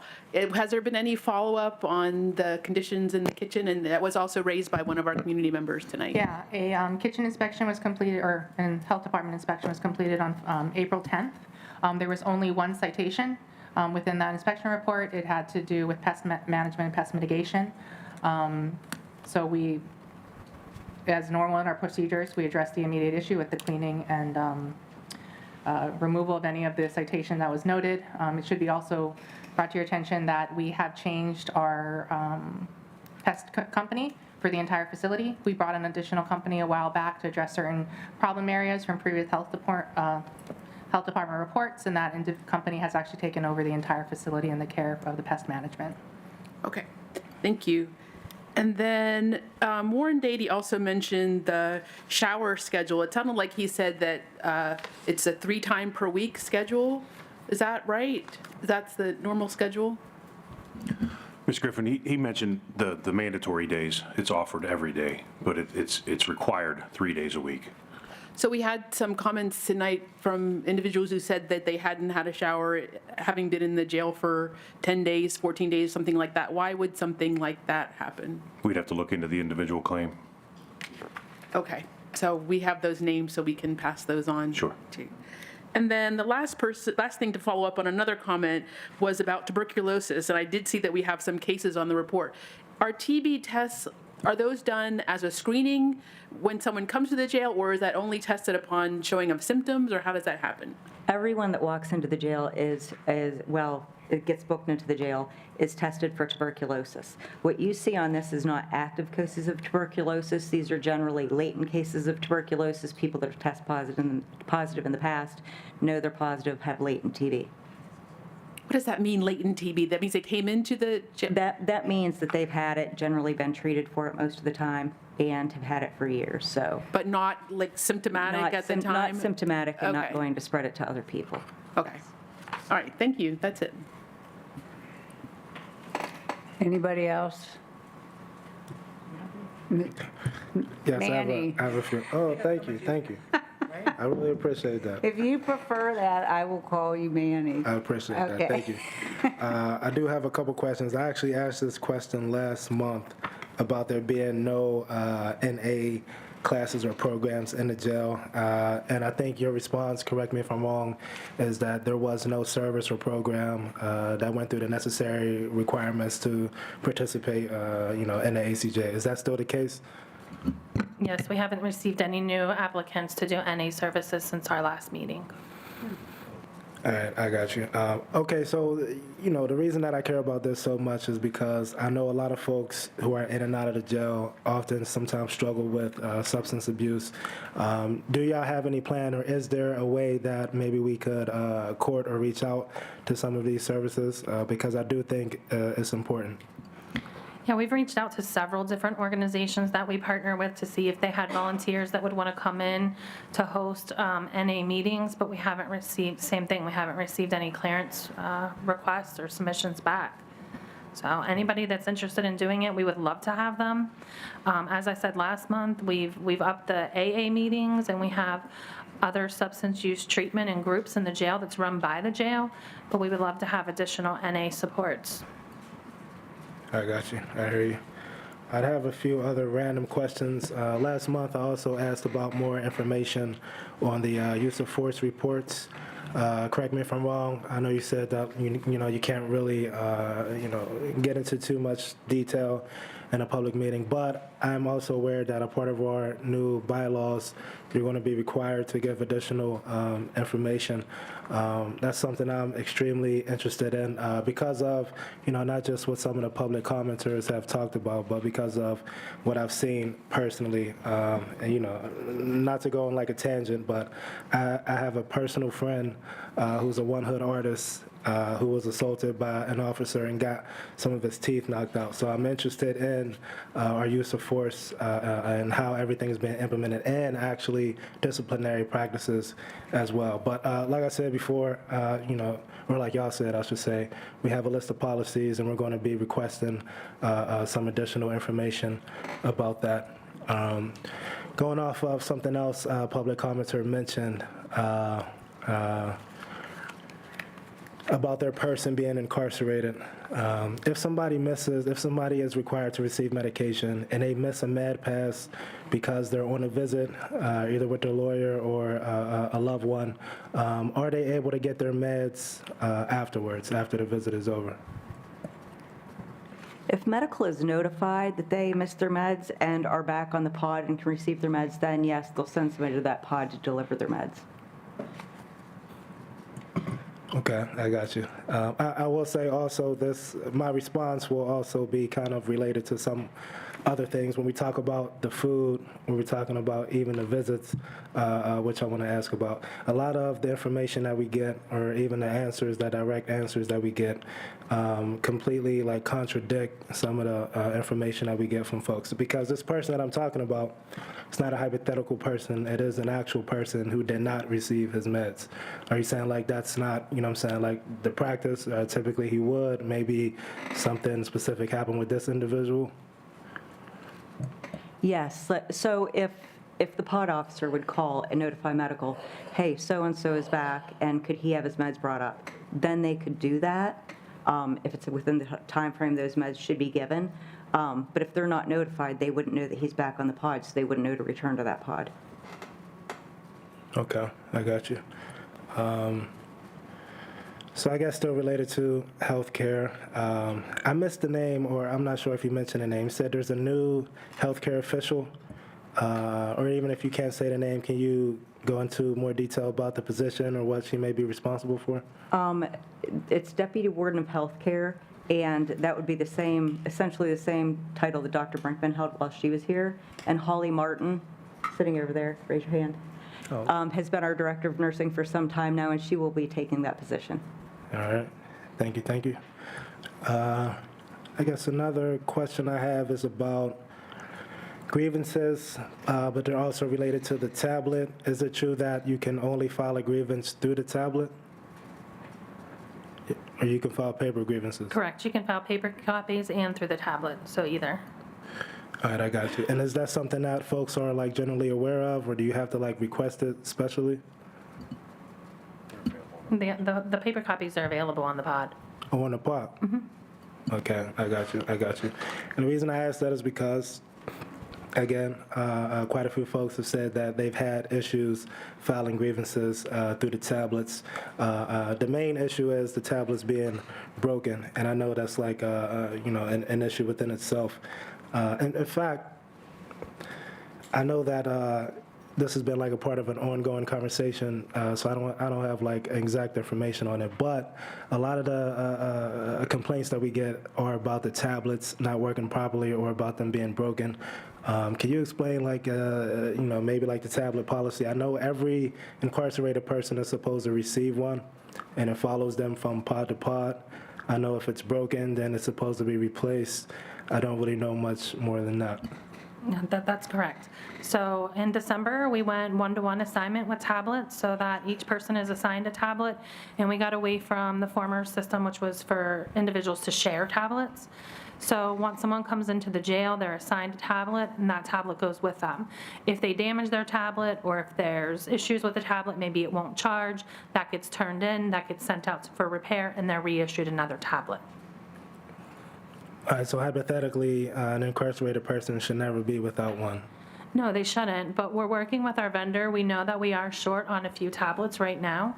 We had a shipment of 100 that came in 2 weeks ago that were distributed, and we're working with our tablet vendor to obtain more and to speed up the repair process, which they have been doing. So we've been in constant communication with them to make sure that we get enough tablets in. Thank you. Also, the last time I was there, I was pretty excited to see the Discharge and Release Center. It was the first time that I've seen it, and to see all of the information to resources that were available, I was really happy to see that. A question I have related to that is a question I've asked previously about the cashier not always being available. Like some people mentioned, we table outside of the jail Friday night, and very often people get released without having all the money that were on their books, and they say they can't get access to it until the following Monday. Is there a plan? Is there any update about there being a cashier available during the time when people are released, the full and complete time? So as I stated last meeting or the meeting before, we did have a resignation. That position has since been filled. I don't know if they've started yet, but we did make a job offer and they accepted. So we will be having the Monday through Friday issue that you did bring up where they weren't able to have it till 8 o'clock. That has been resolved now, regardless of that replacement. And we are looking to do 7 days a week. And we're also looking into other comments that we've received regarding the cashiers and how we process that. Thank you. I think one last question. Is the Discharge and Release Center also 7 days a week? It's 6 days a week. It's closed on Sundays. We don't have many releases on Sunday because of court. Really? So, yeah, and I didn't know that. the only releases we typically get are people that come in and bond right out. So people who have been in the jail typically do not release on Sunday. So every day but Sunday. Oh, I didn't know that. Thank you. I think that's it from me. Mr. Perkins? Yes, I had some questions about the vacancies in the healthcare unit. So I guess I'll kind of go from the bottom of the list up. It says there's 8 vacancies for therapists. So how many therapists do we have on staff then? Currently, we don't have any therapists on staff. We have been interviewing, have been working on hiring some. This is an updated list with people that we've added or positions that we know that we need in order to meet the where we want to be in the future. So what are we doing to get some therapists in the jail as soon as possible? We have been actively recruiting on a number of different sites. Of course, it's on our site, word of mouth, other things, yeah. So if you're a person with a mental health diagnosis in the prison now, there's no counseling offered? Is that? It's not counseling. This is therapy, so like long-term therapy. So we wouldn't do this necessarily on somebody that was going to be there short-term. This would be for somebody more long-term. You don't want to open up old wounds or old issues in somebody and then send them out. The therapists are for a longer-term thing. We do have psychiatrists, nurse practitioners, other people in that field, mental health specialists that do those things. So I should have said therapist. So there's no therapy offered to people with mental health diagnoses in jail currently? Not currently, no. Have we in the past offered therapy in the jail We did setting? have a therapist. He just recently left. Yes. It looks like there's a vacancy for a psychiatrist currently. Yes, we do have a psychiatrist, but we would like to have another one. So we have one, and we want to have two. No, we have three psychiatrists right now, but we have multiple nurse practitioners that do psychiatry. It looks like there's 6 vacancies for mental health specialists. How many do we currently have on staff? Right off the top of my head, I can't answer that. And then there's 5 vacancies for mental health registered nurse. Do you know how many currently we have on staff? 5, maybe 4 or 5. Whose job, because I'm learning as we go here, but like whose job is it to fill those positions? Because, you know, if we're half staffed for mental health registered nurses, then. If I may, I'm sorry to interrupt you, Yeah. Ms. Perkins. If I may, we do have Mary DeLoss here who does work with the recruiting for those hiring positions, but to answer that question, we also hired last year a talent acquisition specialist who has been part of the recruiting efforts for the facility. We also have put in and received approval to hire another talent acquisition specialist that would be under Mr. Leidstrom. That would also double our efforts in recruiting. We put a $6,000 hiring bonus in place. It's specifically for RNs, LPNs, social work caseworkers, and therapists. So that was put in earlier this year as part of our recruiting efforts. And Mary, if you want to speak to the specifics of the open positions? Can you talk into a mic though so that people can hear you? Thank you.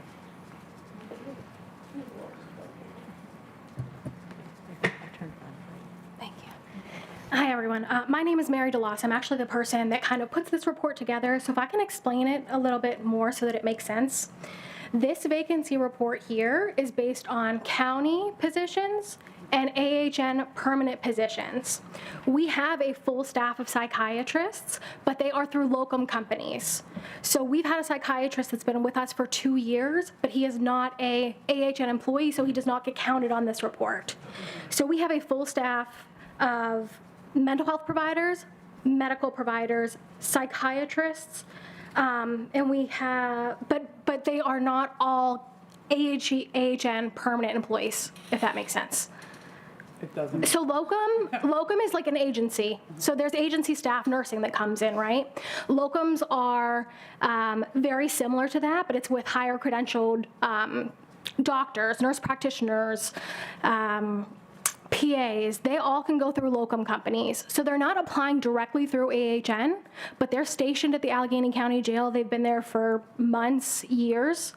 But they cannot be included in this report because they are not an AHN permanent employee. They're a contractor, basically.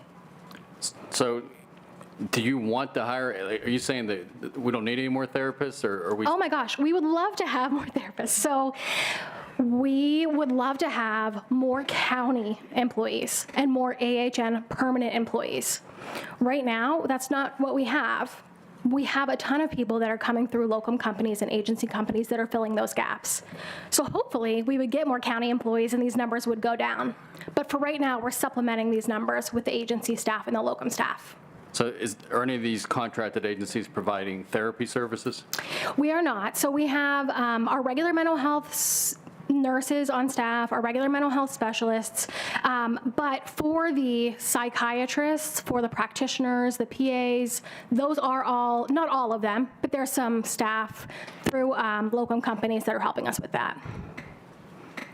Can I give a quick follow-up question? Sure. So why wouldn't someone who's on that contracted staff not want to become then a permanent staff member of, for years some of them are? Yeah, so there's various reasons. One is that agency staff can typically make significantly more money than permanent, and that's just across the board. We see that all the time with our agency nurses and our agency medical assistants. They get paid more through their agency because they're not receiving benefits, they're not receiving a pension, they're not receiving any of these things. Some people don't want those benefits, so they can make more money if they go through agencies, and it's the same for the locums, for the nurse practitioners and the doctors. Typically, they stay long-term with us. Like I said, our psychiatrist has been here with us for a couple years. He's staying with us. I don't see him going anywhere, but for him, the agency locum thing is working for him, and that's what he's doing. Ms. Innamorato. Just to provide some context from a county-wide level, LPNs, RNs are our greatest need at the county, both like in the jail facilities, in the canes, and in the health department. So we are actively recruiting across all of those different departments for those specific needs. So it is great. So if anyone wants to apply for county jobs in that field, we will gladly accept your resume and likely offer you a job. Yeah, we've had many agency nurses, LPNs, that have started agency and have come county. We've recruited that way. Just for some people, it works better to come through agency, and some people, it's better to come to the county and have the benefits and all the things that comes with being a county employee. Okay, Mr. Perkins, we all interrupted your question. Good question. You have the floor. I may have misheard this, but did you say there was a 12-day wait to see a psychiatrist?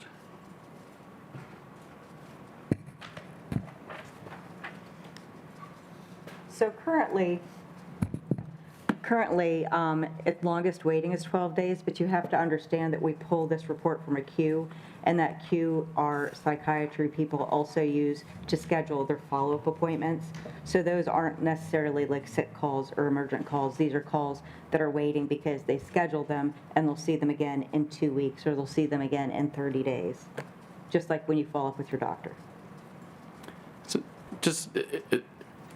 If you could choose between having county employees versus contracted staff, like what provides the best We would choose standard having of care? county employees every day because it's not on a contract basis. It's not a 13-week assignment or a 24-week assignment, or they have to take so many weeks off at a certain time every year. It's always more beneficial to have county employees. Okay. Thank you. Mm-hmm.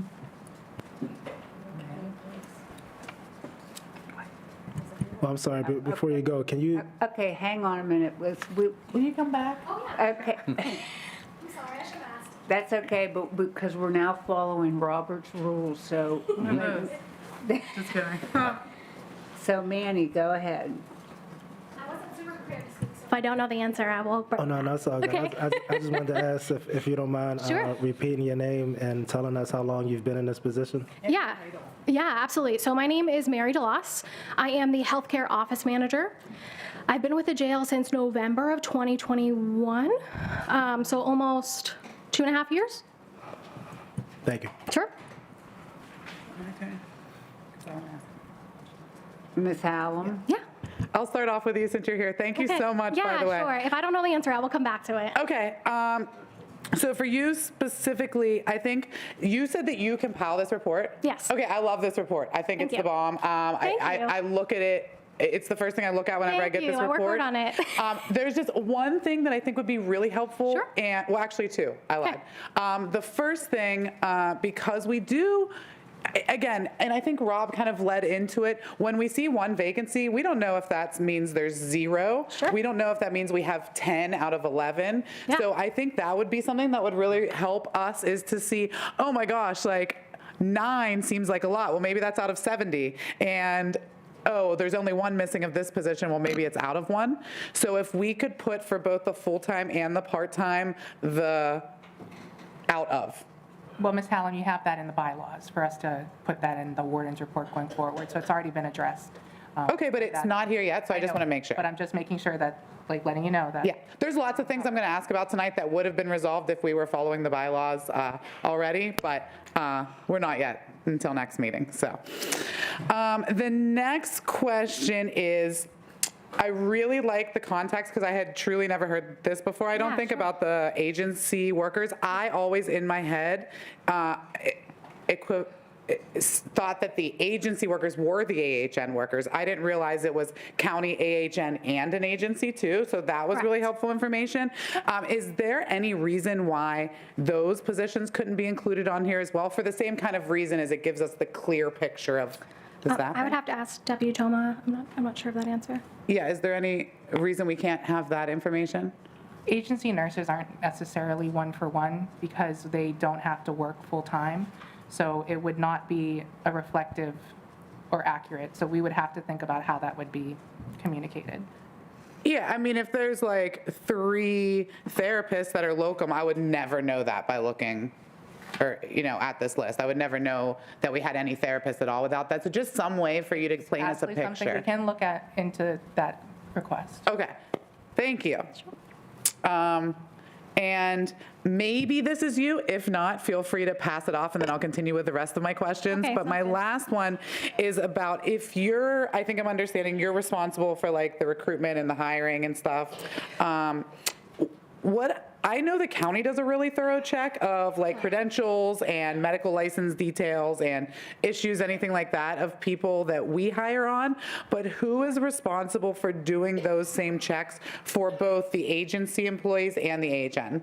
So for AHN does their own. Okay. And same with the agencies. The agency do their own. Now, we do an ACJ clearance check. We do clearances as well, but a lot of the, they're agency employees, so they're not technically our employees, so we get what we need from them. So what do Yins do for everybody? Like, are you saying like a background check that you do? I would have to ask exactly what it is, if Deputy or someone could answer, I'm not sure. The clearance verification that we do on all employees that apply for work at the Allegheny County Jail. Great, I'm asking what that looks like. What does that entail? Are you just doing like a FBI background check, a state police background check? What kind of clearance are you doing? NCIC. NCIC. Okay, and that's not medical, that's like criminal background. Gotcha. Okay, and then rely on the agencies and AHN to do the medical type check. Okay, all right, that is all I have for you. And thank you very much for coming today, it was helpful. Okay, now if I may continue with my questions. Okay. I want to ask a couple questions just about information that came out of public comments. So the first thing I was really concerned by, I think it was a father who was talking about his daughter having her hair cut and being tased. And I'm not asking for anybody to speak to that specific instance on the record, but what I am asking is, can you give me an instance in which an incarcerated person's hair would be cut involuntarily?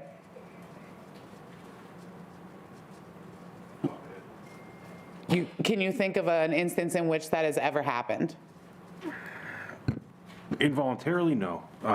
We have had to remove hair before because of individuals having lice or ectoparasites of that nature. But that's the only time? We have the name, and we're definitely going to look into it. So. Can you please, when you do get that, can you just send us all an email so we can get an update on that situation? And if we can send Karen, if everyone's cool with that, to go check on her too. Next thing specifically out of that comment about phones not working at the visit and having to yell through the glass. I mean, I remember that happening to me personally, so I know that this is a thing. Do you keep any record of that the phones are down in visits and which pods and all that? When we're notified by the vendor that the phones are out, sometimes it's nationwide, sometimes it's local to the facility, but we are notified. It's the same company that runs our tablets, our hardline phones, all that, so, yeah. Okay, so there's no instance that the phones would be down if all of the phones in the jail weren't down? I don't know what you're asking. I'm saying, is it possible that the phone in this visiting booth on this pod is down, but the rest in the jail are working, or is it always a facility-wide issue? So there's several facilities upgrades projects going on within the facilities that are localized to particular housing units.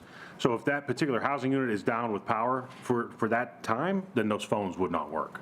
But other than that, they shouldn't be down. Okay, and is there any way that you can schedule those times being down outside of visiting hours so they don't interrupt visits? Usually it's a day-long event, so Okay, and do you get a heads up on that? most of the time, yes. I know, I think from the last meeting, we asked that when phones are down, we get reported to about it, so if you could include that in there as well. We had specifically talked about when OMS is down or when, the commissary system's down, so I'm just wondering if you could include this too. Are we talking the same time frame as the OMS outages, like anything over 12 hours? 12 hours, I Right. believe. Yeah, I mean, for this, I think it's even a little different because visits are being impaired, and I'm going to get into my questions more about the visiting policy. But yeah, just in general, if there is ever someone who's going for a visit and they're not able to, they have to scream, what is that, like 10 feet from panel to panel of the glass in a visit? I just think any instance of that I would like to know about. My next question about visits. So, other than a lockdown of a pod, is there any issue in which visits would be canceled? Like everyone's visits, not an individual's visits? That's typically the result of a lockdown, right? Yeah, is that the only time where that would happen? That I can think of, yeah. Okay. And what is the protocol for notifying incarcerated individuals and their visitors whenever visits are canceled? Visits are canceled when they're canceled through our scheduling system, through Renovo. An email goes out to those individuals. They provide that information when they register to visit. Mm-hmm. You said when they are canceled through Renovo. Are they ever canceled but not through Renovo? When our visiting staff is notified of visits being canceled for a short period of time, for the day, then they begin canceling those visits for that duration. That's when those emails are prompted out. So are you saying there would never be a time in which your visit was canceled that you weren't notified unless it was because of a lockdown? Like I said, off the top of my head, I can't think of any reasons why visits would be canceled other than a lockdown. I've talked to people who have showed up for a visit to find out that their visit was canceled. And even if it was a lockdown, they never got an email about it. So why would that happen? I mean, we've had several elevator outages. So until we had the elevator company come in and fix those elevators, we couldn't get the visitors to that location, so that we had to cancel those visits. So would you say that's an example of visits being canceled not for a lockdown? Because the elevators were down, those areas were under a lockdown, but it was kind of a twofold scenario. Okay, but when that happened because of the elevator, is an email still going to every impacted person? Yes. And what about the incarcerated person? How did they find out? I'd have to look into that. I'm not sure of that. Okay. Yeah, I would like to know how they get notified, because I know some people, you find out, I think, sometimes the night before that you have a visit tomorrow, or early in the morning that you have a visit that day. I just, people getting their hopes up. If we have a pod or a facility lockdown, the entire institution is aware of it, because obviously they're not coming out of their cell. Mm-hmm. So the assumption can be made that the visit is canceled. Okay. And how do they know when visits will resume? So if it's a short period of time, you're alerting them, no, you're just blanket canceling visits for the day, or how is that working? Under which scenario? Under a scenario where we have to lock down for this shift, 7 to 3. We don't know if we're going to open for the next shift. How are you planning that, If it's a shift lockdown, then those visits are canceled by the shift. Okay, so a determination would be made before the 3 to 11 shift started if there was going to be a lockdown. If there was, then that would prompt those visiting officers to send those emails, or to cancel the visits, which would send the emails. And how much heads up do folks have when visits are canceled? It depends on the scenario. I mean, so it could be, I'm there for my visit and then find out that my visit's canceled? Sure, yeah. Okay. Is there any solution you can think of so that doesn't happen? I just know a lot of folks travel a pretty lengthy distance. Because my then issue is, say I'm in town, maybe I flew in to go for this visit that I signed up for. I can't just go the next day and visit the person. So what's the remedy for that? I mean, it depends on what's going on in the facility. If it's a shift-long lockdown, there's not much we can do for it. And then because there's visits that are already scheduled on the next shift in those time slots, So to get that person from the first shift into the second shift would then have to result in somebody else being canceled, if that makes sense. If they were all full. Correct. Right, Which so most of them are. most of them are. Okay, so are visits offered every shift, every day? By level, they're offered every shift. So say level 1 has a particular day of the week that it's their visiting day.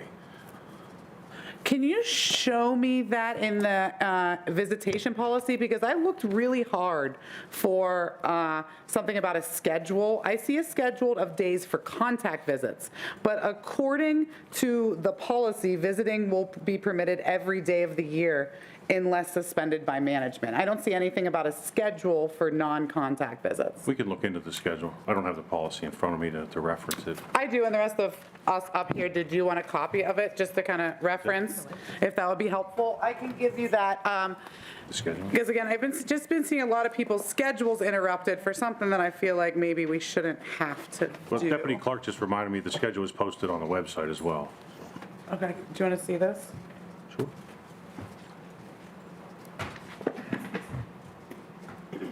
Somewhere in there that you can see, because again, this policy really appears to say that visits are available every day during the week, because I'm also concerned if there is only one day per week on each level. Number 10 says incarcerated people may receive 2 one-hour visits per week. So how do they receive 2 visits if there's only one day a week then? What page are you looking at? I'm on page 5 out of 16. What number? Number 10. Says incarcerated people may receive 2 one-hour visits per week. Incarcerated people on DHU status shall receive 1 30-minute visit per week, unless the incarcerated person is considered a security risk. People in mental health shall receive 2 one-hour visits per week if they're approved for visits. Okay. So from what I recall, I believe the current schedule was based on when we came on the backside of the COVID pandemic, because we obviously canceled social visits during that, and I think this was an effort to re-engage that process. We'll definitely look at the policy to see what we have. Okay, but to be clear, currently, are individuals able to receive 2 one-hour visits per week? Yes or no? No. What about, are there any days in general where visits aren't allowed, like holidays, or is there any days that are observed as no visits allowed on these days, just by blanket No, policy? not because of a holiday, no. Okay, is there anything else that would cause that? Besides a lockdown, no. No, besides a lockdown. We already discussed that in the other thing. There's nothing else?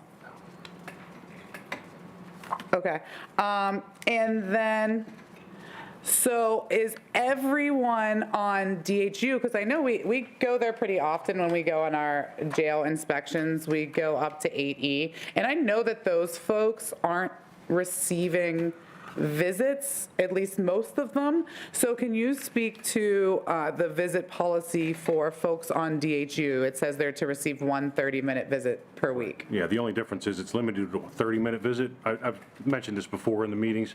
There's only 2 visiting booths on DHU, so those spots fill up. So that's why some people don't receive a visit on that particular day. Okay, and how far in advance can you schedule a visit? 1 week in advance. Okay, and let's say I'm on, you know, 2A, and I end up in DHU, but I had a visit scheduled. How, will that visit transfer to my new pod? No, that gets canceled. So what if I get transferred just to 2B? Will my visit follow me? I was on 2A, scheduled a visit for 2A, now I'm on 2B. Well, if you're on the same level, that level has a particular visiting day, so we should be able to accommodate that, as long as there's a spot open, because 2B's visiting spots may be scheduled for that day. Okay, so what about I'm on 2B and now I move to 5B? I'm on a different level. Will my visit be canceled and has to be rescheduled? Would be canceled, yes. Okay. Okay, next question about that, kind of tying it into medical. I know it was mentioned about when someone goes for a legal visit and they miss med pass. It was said that it has to be reported to medical so that they can make up for that. Whose responsibility is that to report the missed med pass to medical? Is it the incarcerated person's responsibility? Is it the CO's responsibility? The incarcerated person would have to report it to the officer on the pod, and then they would have to let medical know, and then if it's possible, then they would bring the medicine down. Okay, so the incarcerated person first has to alert the corrections officer. The corrections officer is then responsible for reporting that to medical. Yes. And then medical is responsible for responding to that request and coming and giving the missed dosage. Right. Yeah, okay. So is there a paper trail of that to find out if that process gets dropped? No. So there's no grievance process or tablet request that gets submitted when I miss my medication to do a legal visit? Well, I mean, you could file a grievance, they could file a grievance, but, I mean, we would have record that, you know, they didn't get their meds that day, because as the nurse passes the meds, she's supposed to record the meds, right? And then what about when the corrections officer is to report that to medical? How is that done? Is it a form or an email or a radio? They would pick up and call, yeah. It's just a phone call? Yeah. Okay. And so then when someone moves pods, whose responsibility is it to make sure that they don't miss a medical medicine dosage? They check to see what the pod movement was that day. Like we get a list of movement, and then they would, if there's personal meds, that would get moved to that other med cart. Okay, what if it happens in the middle of the day, the move? That they generally aren't moving when we're passing meds, so. Our classification department sends the list of movement from pod to pod to the healthcare department, so they can, like Ms. Shaw said, they can make sure that those meds are following that patient. And so if there's an altercation, if there's an incident during the day, before we put anybody on DHU or any of that, we take them to the medical department for clearance, so they're made aware at that point. So what time of the day does that report go out from the classification department? We do several moves throughout the day. So the first one is at 1 p.m. The second one is after the 8 p.m. count. Okay. So there's no, okay. So if someone gets moved prior to 1 p.m., that notification would have happened at 8 p.m. the night before? No, that list for the 1 p.m. movement is generated during the morning. The ones that happened in the morning? No, we actually moved the individual at 1 p.m. That list was already given to healthcare to preempt that move, so those meds could be moved around for the afternoon med pass. Okay, gotcha. So what you're saying is you're letting them know before each med pass Right. where everybody is? Yes. Gotcha. Okay, and who communicates that information? Is classification, they're the ones that dictate it, or is it an officer that contacts them to let them know that someone's moving? It's a physical list. I mean, it's a paper list that we have paper copies of it, plus it's emailed to the healthcare staff. Okay. Okay. My next question is about, oh, my handwriting's so bad. My next question is about, blankets. The last time we went for a visit, there was some controversy about everybody had 3 blankets, and the new officers that came on the shift went by to each cell and took the 3rd blanket from everyone, and they all seemed really, really confused. Like they were told they could have 3, and this person said 2. So I'm just wondering what that policy. Everybody's issued 2 blankets in the facility. During the winter months, if somebody for some reason is housed in one of the corner cells, they're given a 3rd blanket because it's an exterior, it's exposed wall, maybe a little colder in that cell. But at a certain point in time during the year, we collect those 3rd blankets back, obviously, because the weather warms up. Aren't all the cells in the jail exterior walls? If you have a window, doesn't that make it an exterior wall? Yeah, but I'm saying on like a corner or whatever it is, they have an exposed wall to the outside. Okay, maybe that was a dumb question. How do you have a window in your cell if that is not the wall to the outside, is I guess what I'm asking. Because there's cells next to it, it's not considered. Oh, you're saying multiple sides of their cell being exterior, not just one? Exactly. Okay, Sorry, that's what no, it's okay. I may have explained it wrong. Thought I was losing my mind for a second. Okay, so this was definitely not just the corner cell. This was like in a line, one after another. And do you remember which pod that was on? I don't know that I remember that. Maybe 2B. But anyways, they all had 3 blankets and were, it kind of caused the fuss because they thought they were allowed to because they all had them. And then the new guards that came on told them no. Okay. I'd have to look into it, but, I mean, Yeah, as 2B. a general rule, everybody's issued 2, except for the exceptions I already mentioned. Of corner cell. So if you have 3 blankets, you're going to get that 3rd blanket taken from you. If you're in a corner cell, they will let you keep your 3rd blanket. During the winter months, yes. Yeah, okay. I mean, this was April 10th. Okay. Is that winter? It's usually around April 15th to the end of April. Okay, so we right before it. Okay. And then what happens after the winter month? Let's say April 15th. Are all blankets collected? How does that work? No, everybody has 2. Everybody has 2. So just no more extra 3rd blanket for corner cells after that. Okay. I wanted to follow up a little bit on Manny's line of questioning about the grievances and the tablets, because it's not just grievances. I know we all know that tablets are a major problem. I'll get into that. But I mean, everything now is done on the tablets. And so many people, every single time I go to the jail, are complaining that they don't have tablets.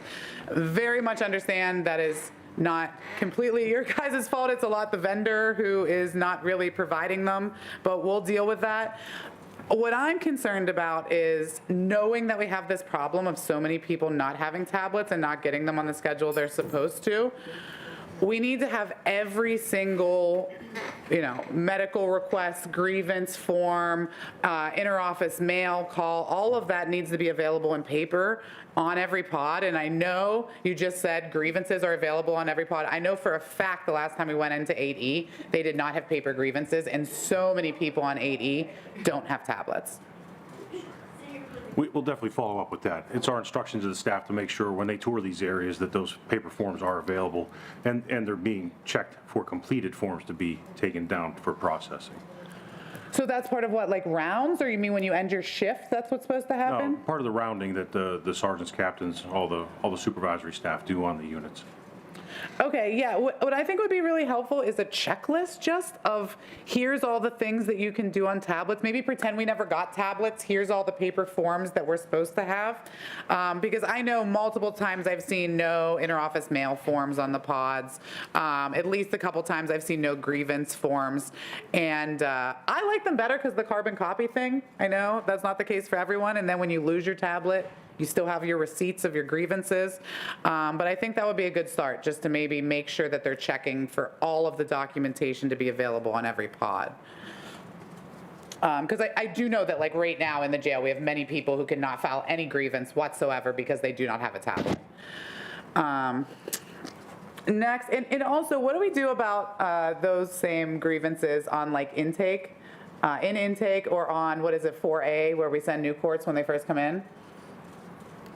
Are there these same grievance documents available on pods like that where people don't have tablets yet? 4A has the same paper documents that all the other housing units does, as well as 1C for the female new intakes. They're not available in the intake department because there's nothing to write with. Okay, so how would you file a grievance while in intake? I mean, you can always make a report to a staff member, a verbal report. Yeah. And how do you get like a documentation receipt that you filed that report? I mean, that whoever the staff is receiving the complaint, the grievance, whatever it may be, would have to follow up and find a resolution to it, but there probably wouldn't be a paper trail of that. Okay. Next thing, talking about 4A and I guess 1C as well, although I don't know that I have been there recently. What is the process for those 2 pods that is different from the other pods? I know we heard a report today about showering. I'm just wondering if there's anything else. Like, do they have tablets? Do they get mandatory 3-day-a-week showers? Do they get visits? What's the difference between a regular housing pod as far as privileges are concerned? I'd have to check on the visits for the new intake pods. I believe they have them. we have to isolate the new commitments to the facility for 3 days. As Ms. Shaw said, there's a PPD plant taking place in the processing department for tuberculosis. So until that PPD plant is read by healthcare staff confirming that there is no concern for TB, we have to keep them isolated in the cell. Once that's over, then they're allowed out into the day room. Usually by then, our classification department already knows where they're going, so we're moving them off of that pod at that point anyway. Okay, so let's say, for example, the showering policy, is that the same on every pod Yes. in the jail? Yes. So if you're in 4A for 3 days, you should have had 2 showers? Depending on the day of the week that you came in, right? It's like a Monday, Wednesday, Friday mandatory shower. Okay. And how would you, so at least one, the whole, definitely, everybody in 4A gets 1 shower while they're on 4A, in 1C. Offered, yes. But I thought it was mandatory. It is. So to me, there's a difference between offered and mandatory. Well, so it's kind of a catch-22. If I know somebody didn't shower, doesn't want to shower, are we expected to go have a use of force to get them a shower? No, I would like you to never use any use of force, but it, Okay. you know, what I'm wondering is, when you say mandatory, what does that look like to you? Well, we strongly encourage people to shower 3 days a week. Okay. So that, we maintain the hygiene. Okay. So it's strongly encouraged, but showers are not mandatory anywhere. I'm not going to say anywhere. I mean. But that's, I'm sorry, Visa, that's what I'm trying to get to. If we have somebody that hasn't showered in days and we have to affect that for hygiene Sure. purposes, we will get it done. But, I mean, if they're having, detox issues or really going through something, we're not going to. You ever showered while on detox? It's like the worst feeling in the whole entire world. Can't say that I have. Okay. So what about visits? Because how would they get visits? If you have to sign up ahead of time and you're only there for 3 days, how does someone get a visit on those intake Like I pods? said, I'm unsure of the visiting policy for those. We can check into that. Okay. Yeah, I would really like to know that. And then also, is 3 the average stay? I remember in COVID, people were in these pods for longer. Totally understand like that. But I'm just wondering now, is it a 3-day average, or is it no more than 3 days, or that's the minimum? 3 days is the absolute minimum. They may be on longer because of a detox protocol.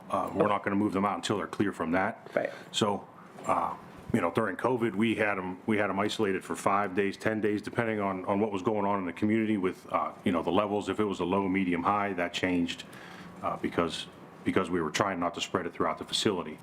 So if we had somebody coming in that was positive or around a positive, then we had to isolate Or those symptoms, individuals. yeah. Right. Okay.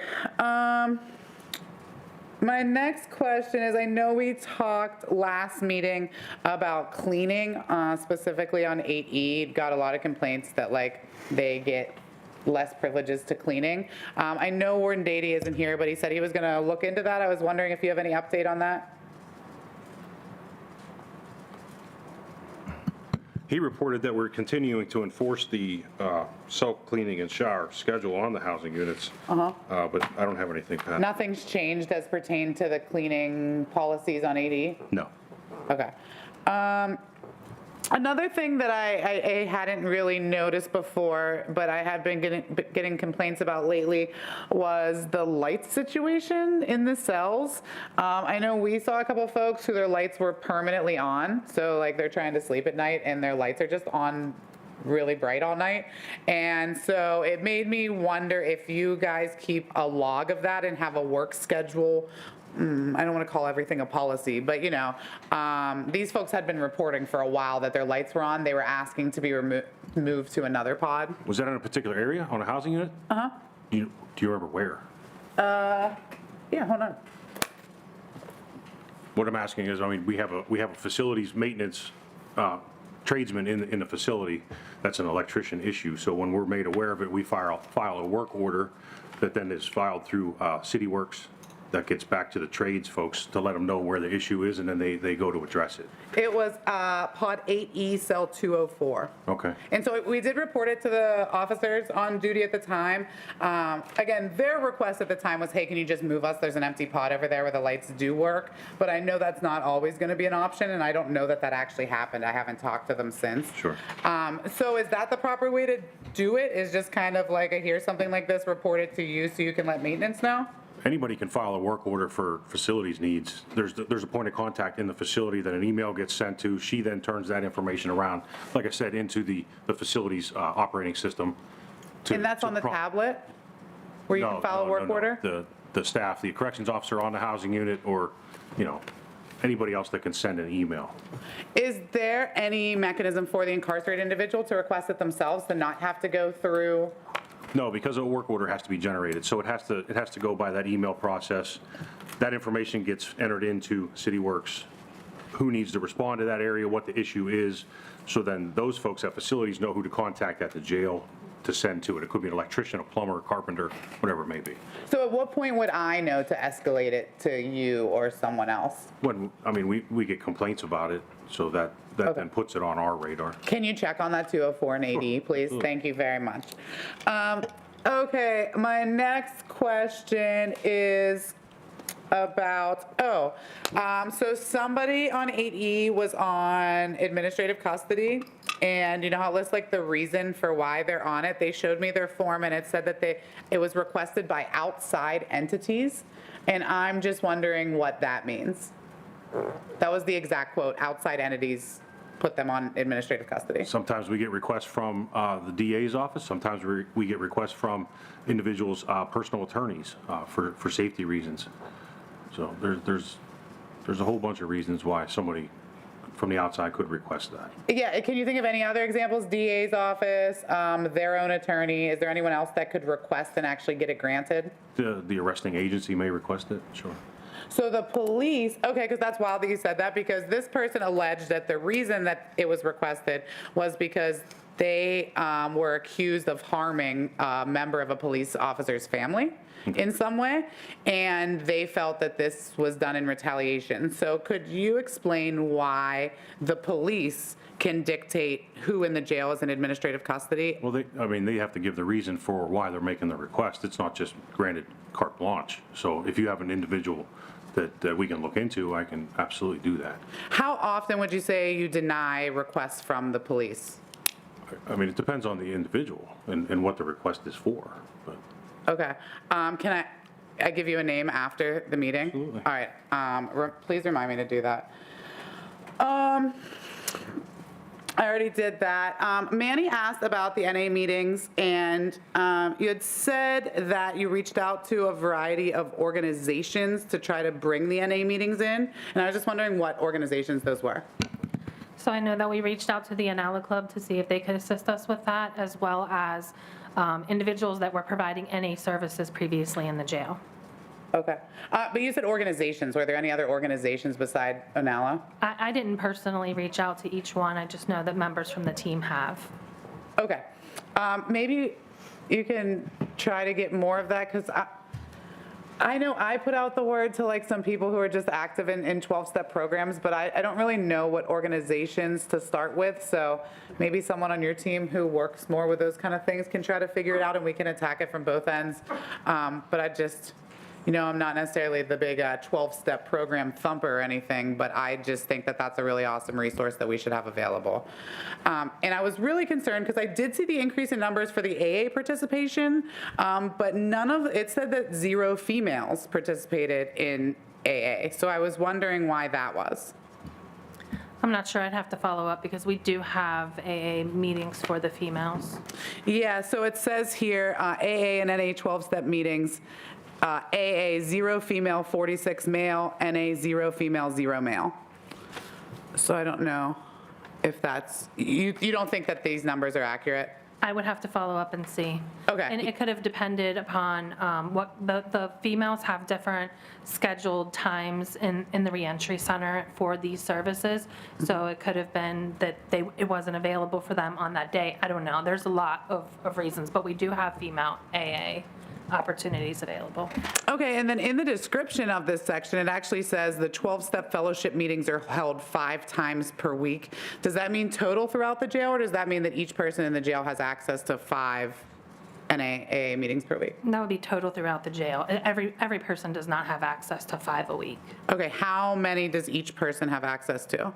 Offhand, I don't know. We just increased the AA, so I'd have to get a count on that. Okay, yeah, I would really like to know that, because I know one of the major principles of the 12-step program is that they suggest you do 90 meetings in 90 days in your first 3 months of recovery. And so if that's the case, we actually wouldn't be enabling that. So I'm wondering if we just need more meetings. Like, if I got you 100 people who could get approved to come bring meetings in the jail, would you offer meetings to everyone 5 to 7 days a week? Provided that we have space to do it. Yes. Okay, cool.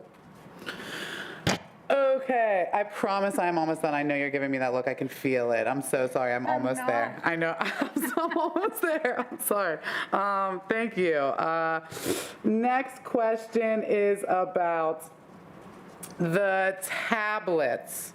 I know that that's one of the really cool things that we included in the bylaws for reports, is giving us breakdown on the tablets.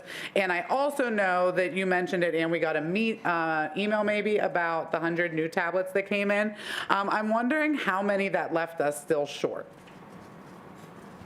I don't have a count with me today. That's one of the things that we're working on with the passing of the new bylaws, is that we have accurate counts of who's currently in the facility, who has assigned tablets, and who does not. So that's part of our reporting protocols that we're currently working on. Okay. And then, yeah, I would really like to know that, just like, do you have an idea that, are we massively short? It seemed to me that we were like hundreds short. I would estimate around 100 to 150, but that would be an estimate. Okay, yeah, that's cool. That's all I wanted, was just, is it 5 or 10 or 500? Okay, cool. That is helpful. Yeah, I look forward to these new reports. It will make these meetings probably so much shorter, so I'm sure everyone will look forward to that. The other issue I have now is about the 6A releases. I don't know if we're not calling them that now, but the email that we got from Jesse about, there was like additional documents, and it talked about the jail requested the 3 releases and the pods they were on. We did want a little bit more detail on that. Like, is it health related? Was there, is it an age factor? Are you the person to ask? They're not all necessarily 6A releases, but they are release requests that we do. And usually those are based on the person has multiple medical diagnoses that require a lot of treatment. They're repeated hospitalizations. It's a number of things that go into it. We just don't randomly request that people get released. Okay. Yeah, and I saw that all 3 were denied. Well, sometimes they're denied. Sometimes the judge says, well, look, I might be agreeable to this, but you need to get these things in place, because so many of our people are homeless, and obviously they're not going to do well if they're homeless either. So what we try to do is get things in place so that it's a safe release, a good release, and that they hopefully will succeed when they get out. Okay, so when you propose for the release, you don't necessarily like say, here's their home plan, here's their XYZ. You just say medical issues, please release. If there is a home plan and I can give that, then that's what we do, but that's not always the case, so. Do you think that's maybe something we could do with like DHS to try to have? We do work with them. We work with the who you work with? DHS, Public Defender's Office, bail, probation, JRS, a lot of different services, so. Okay, and is there any other reasons that you've been given for denials other than they don't have housing?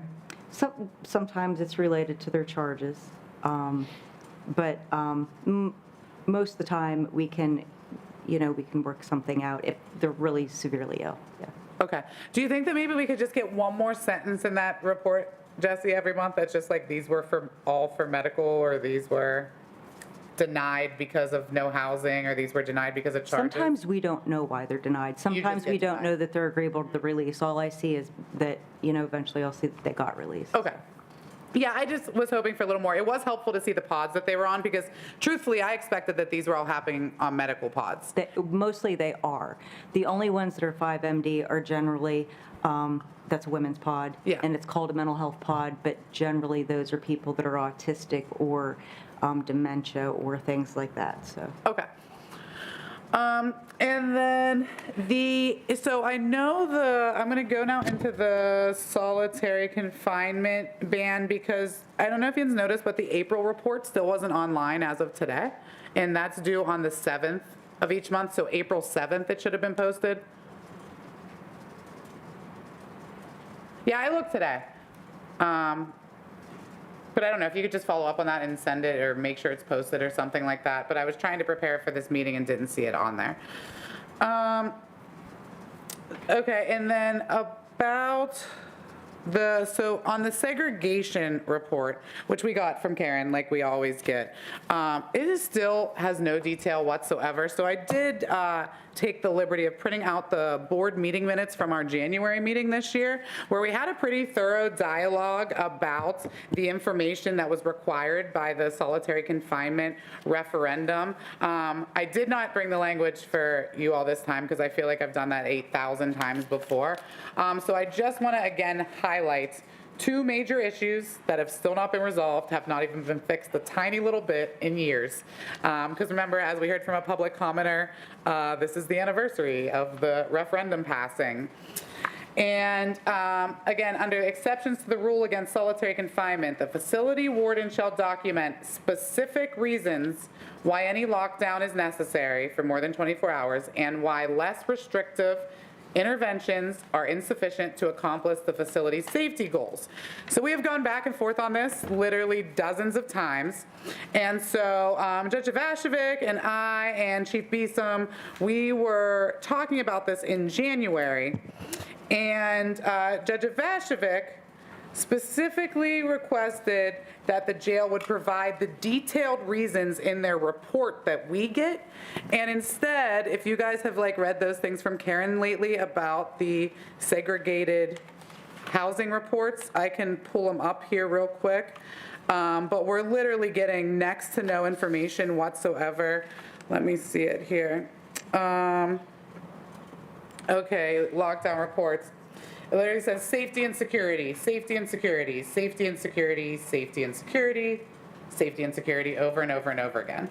And I don't think we need to rehash the whole, we need to get more information than that because it happens so many times, but very specifically in the meeting minutes of January, if you kind of need a refresher, we were told that we were going to get the specific reasons for the lockdown and why less restrictive interventions are insufficient to accomplish the facility's safety goals.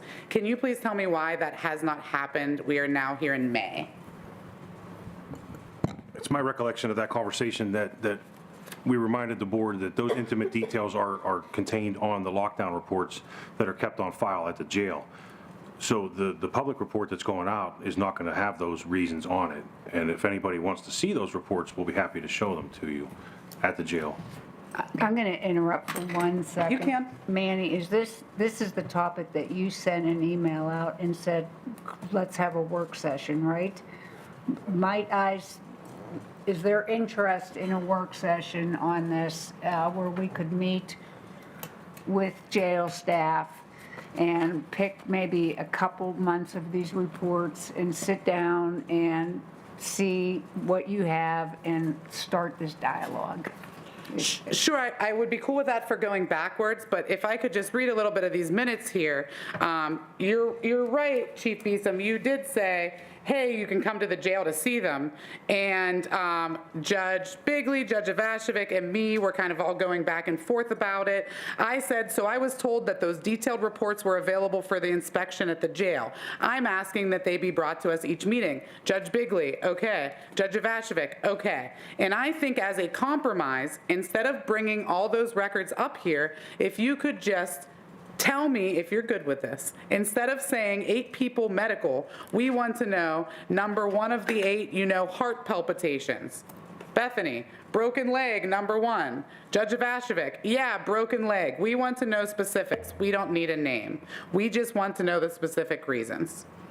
And Chief Deputy Beeson, okay. I mean, we're going to have to look into how this information would be placed into a report. And I said, you would just type it, I would think, in like a Word document.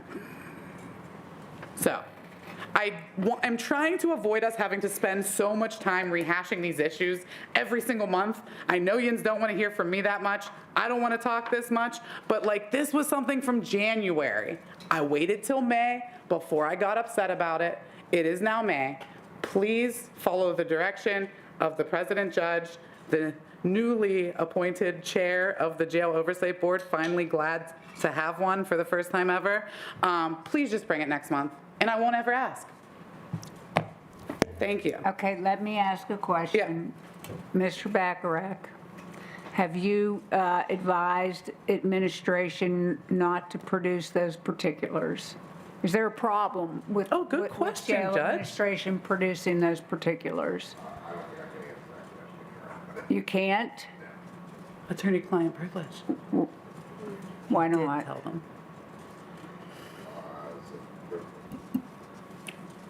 Okay. Well, I understand that. Okay. Just bring them. We agreed to it. We don't need to debate it. Go ahead, Mr. Perkins. It's in the bylaws. The bylaws. It is in the indicate bylaws that- going, however, the jail has asked for time to, some of the new reports in the bylaws, the jail has asked for some time to gather the Which? information, but the lockdowns would not be one of them. Okay, which are the ones that they asked for more time on? I'd love to know that. Do you want to go through them and tell me Well, which the one? warden's not here. I don't know exactly. Was it his exactly request? Which one? Yeah, but it's not the lockdowns. Do you know which? So the reports, I mean, and feel free to chime in, but I know that our Department of Human Services as well as county stats work together with jail administration to get these reports together, and will just require some system modification to be able to deliver the reports. But they're working with other departments to expedite that process and to make sure it's as efficient. They give us that information as quickly as possible. Do they foresee being in violation of the bylaws at the next month's meeting? Is that what you're? I just know that we have asked other departments to help and assist so that they could deliver the reports that are defined in the bylaws. They just need a little time, which is not unreasonable.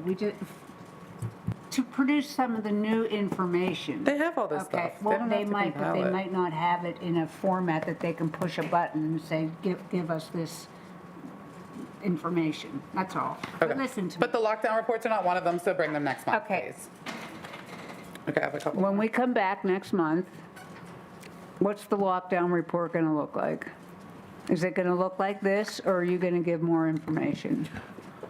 Are we not having these meetings that you just mentioned? Those are for past reports. This is going forward. Yeah, I'm saying, going forward, you just heard the request, you've heard the request before, going forward, when we come back in June, what is the lockdown report going to look like? Is it going to have, in other words, safety and security? Is there going to be any more detail?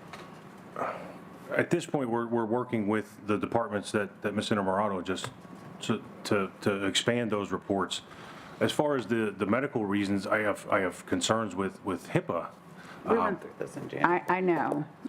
If we have somebody that has a medical condition, and that's the only person on that report, that can then be linked back to an individual. Okay, hang on. Is safety and security, I mean, I don't see any medical on here.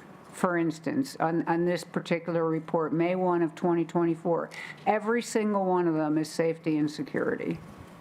Remember Is that going to include medical? Does that include medical?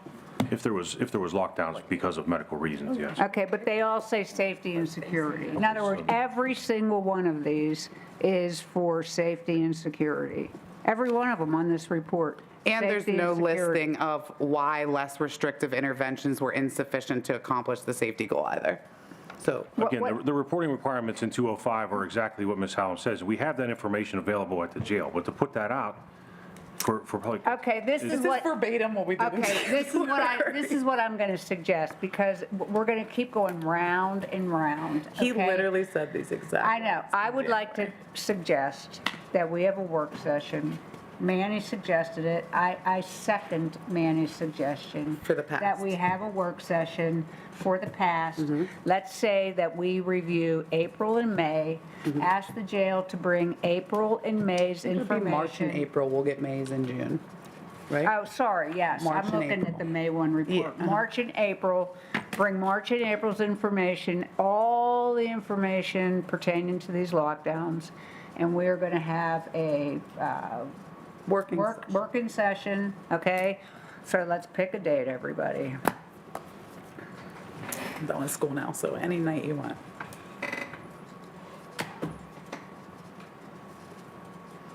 Well, you're the busiest, so let's start with you.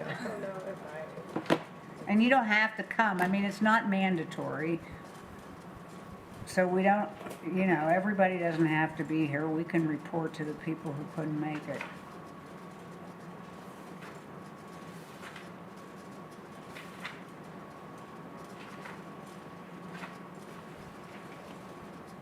Are there any other questions? Oh, yeah, I have some more questions, but I just want to make sure this happens. Keep going. Okay, promise we're gonna schedule it before this Yeah, meeting we're gonna ends? schedule it. Okay.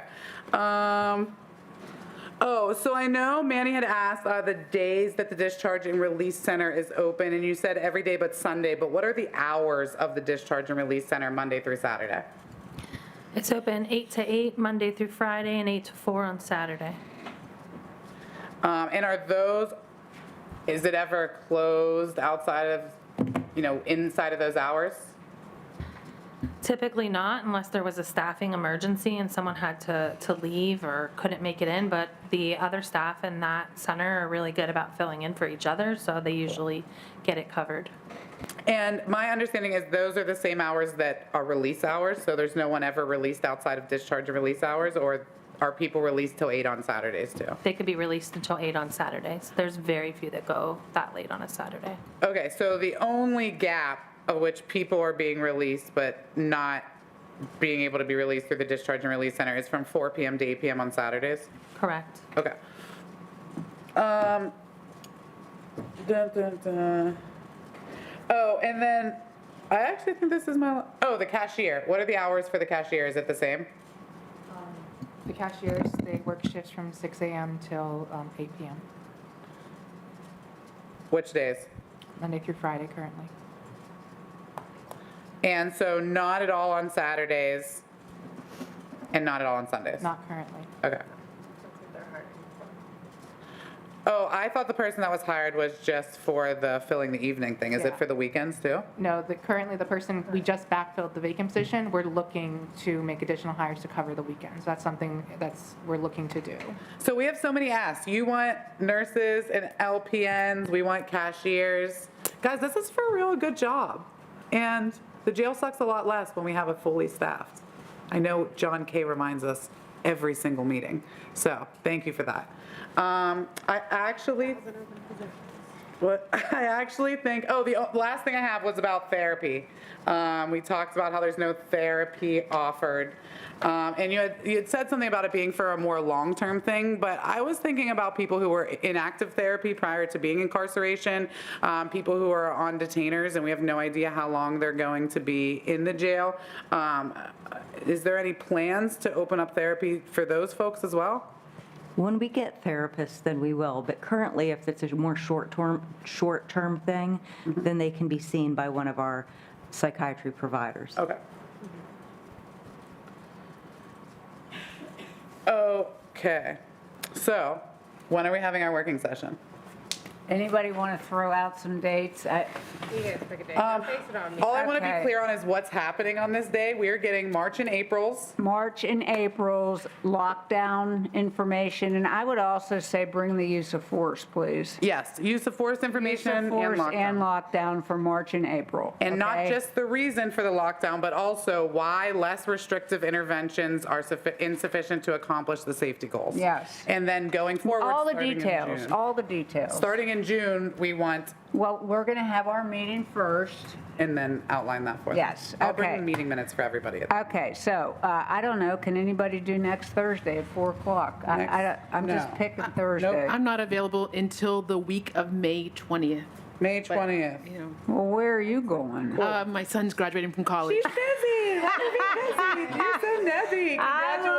That was a joke. You're so nutty. Congratulations. Okay, how about, I could do. okay, so you're available the week of May 20 Yes, though? anytime. Okay. Do you guys like, I don't know, a Wednesday night, May 22? I could I'm do just assuming that we Is need this to like do 4 this p.m.? at 4 o'clock, yes. Anybody not do Wednesday, the 22nd? The 23rd, 4 o'clock? Do you want the 23rd? I don't really care, somebody else can throw out. I can dates. do any day that week except Tuesday and Friday. So So Monday, Wednesday, Thursday. Well, we're not doing Friday at 4 o'clock. Okay. Yeah, because we'll all be at the jail handing out resources to folks being released from 5 to 8, right? Okay, and I know we do have 2 members who aren't here, so we will email them, and I guess we could adjust You the guys like date. Monday, Wednesday, or Thursday? No preference. Manny? I like Monday or Wednesday. Not Monday. Oh, Wednesday's cool? Not Monday, but Wednesday's okay. Okay, I thought you guys can do Wednesday. You can do Wednesday? Okay. you like May 22nd? I just don't love the time, but I'll make it work. Oh, yeah, can we do 5? Does anybody care about that? 4:30. Just because we work, we have jobs. I know. I literally am out of PTO. Okay, 4:30, Yeah. May 22nd. That cool? Is everybody good with that? Mm-hmm. Okay. And that I'm- would be in I'm- this room? No, it'll be in either the conference room, you know, where we had our meeting with, Wetzel. yes, Wetzel, or Encore, wherever that other room is that you You're the could president get. judge, we can commandeer anywhere, huh? Yeah, we'll figure out a room. To be announced, okay? And I guess if Mr. O'Connor or Mr. Kraus want to go and they seriously object to those dates, we'll send out an email and try and come up with something else. But you guys good with that? May 22nd, 4:30. March and April. March and April. Okay, thank you. And we are adjourned. Yes? So moved. Motion to adjourn, anybody? Motion to adjourn. Second? No, I want to stay all day. Okay, all in favor? Yes.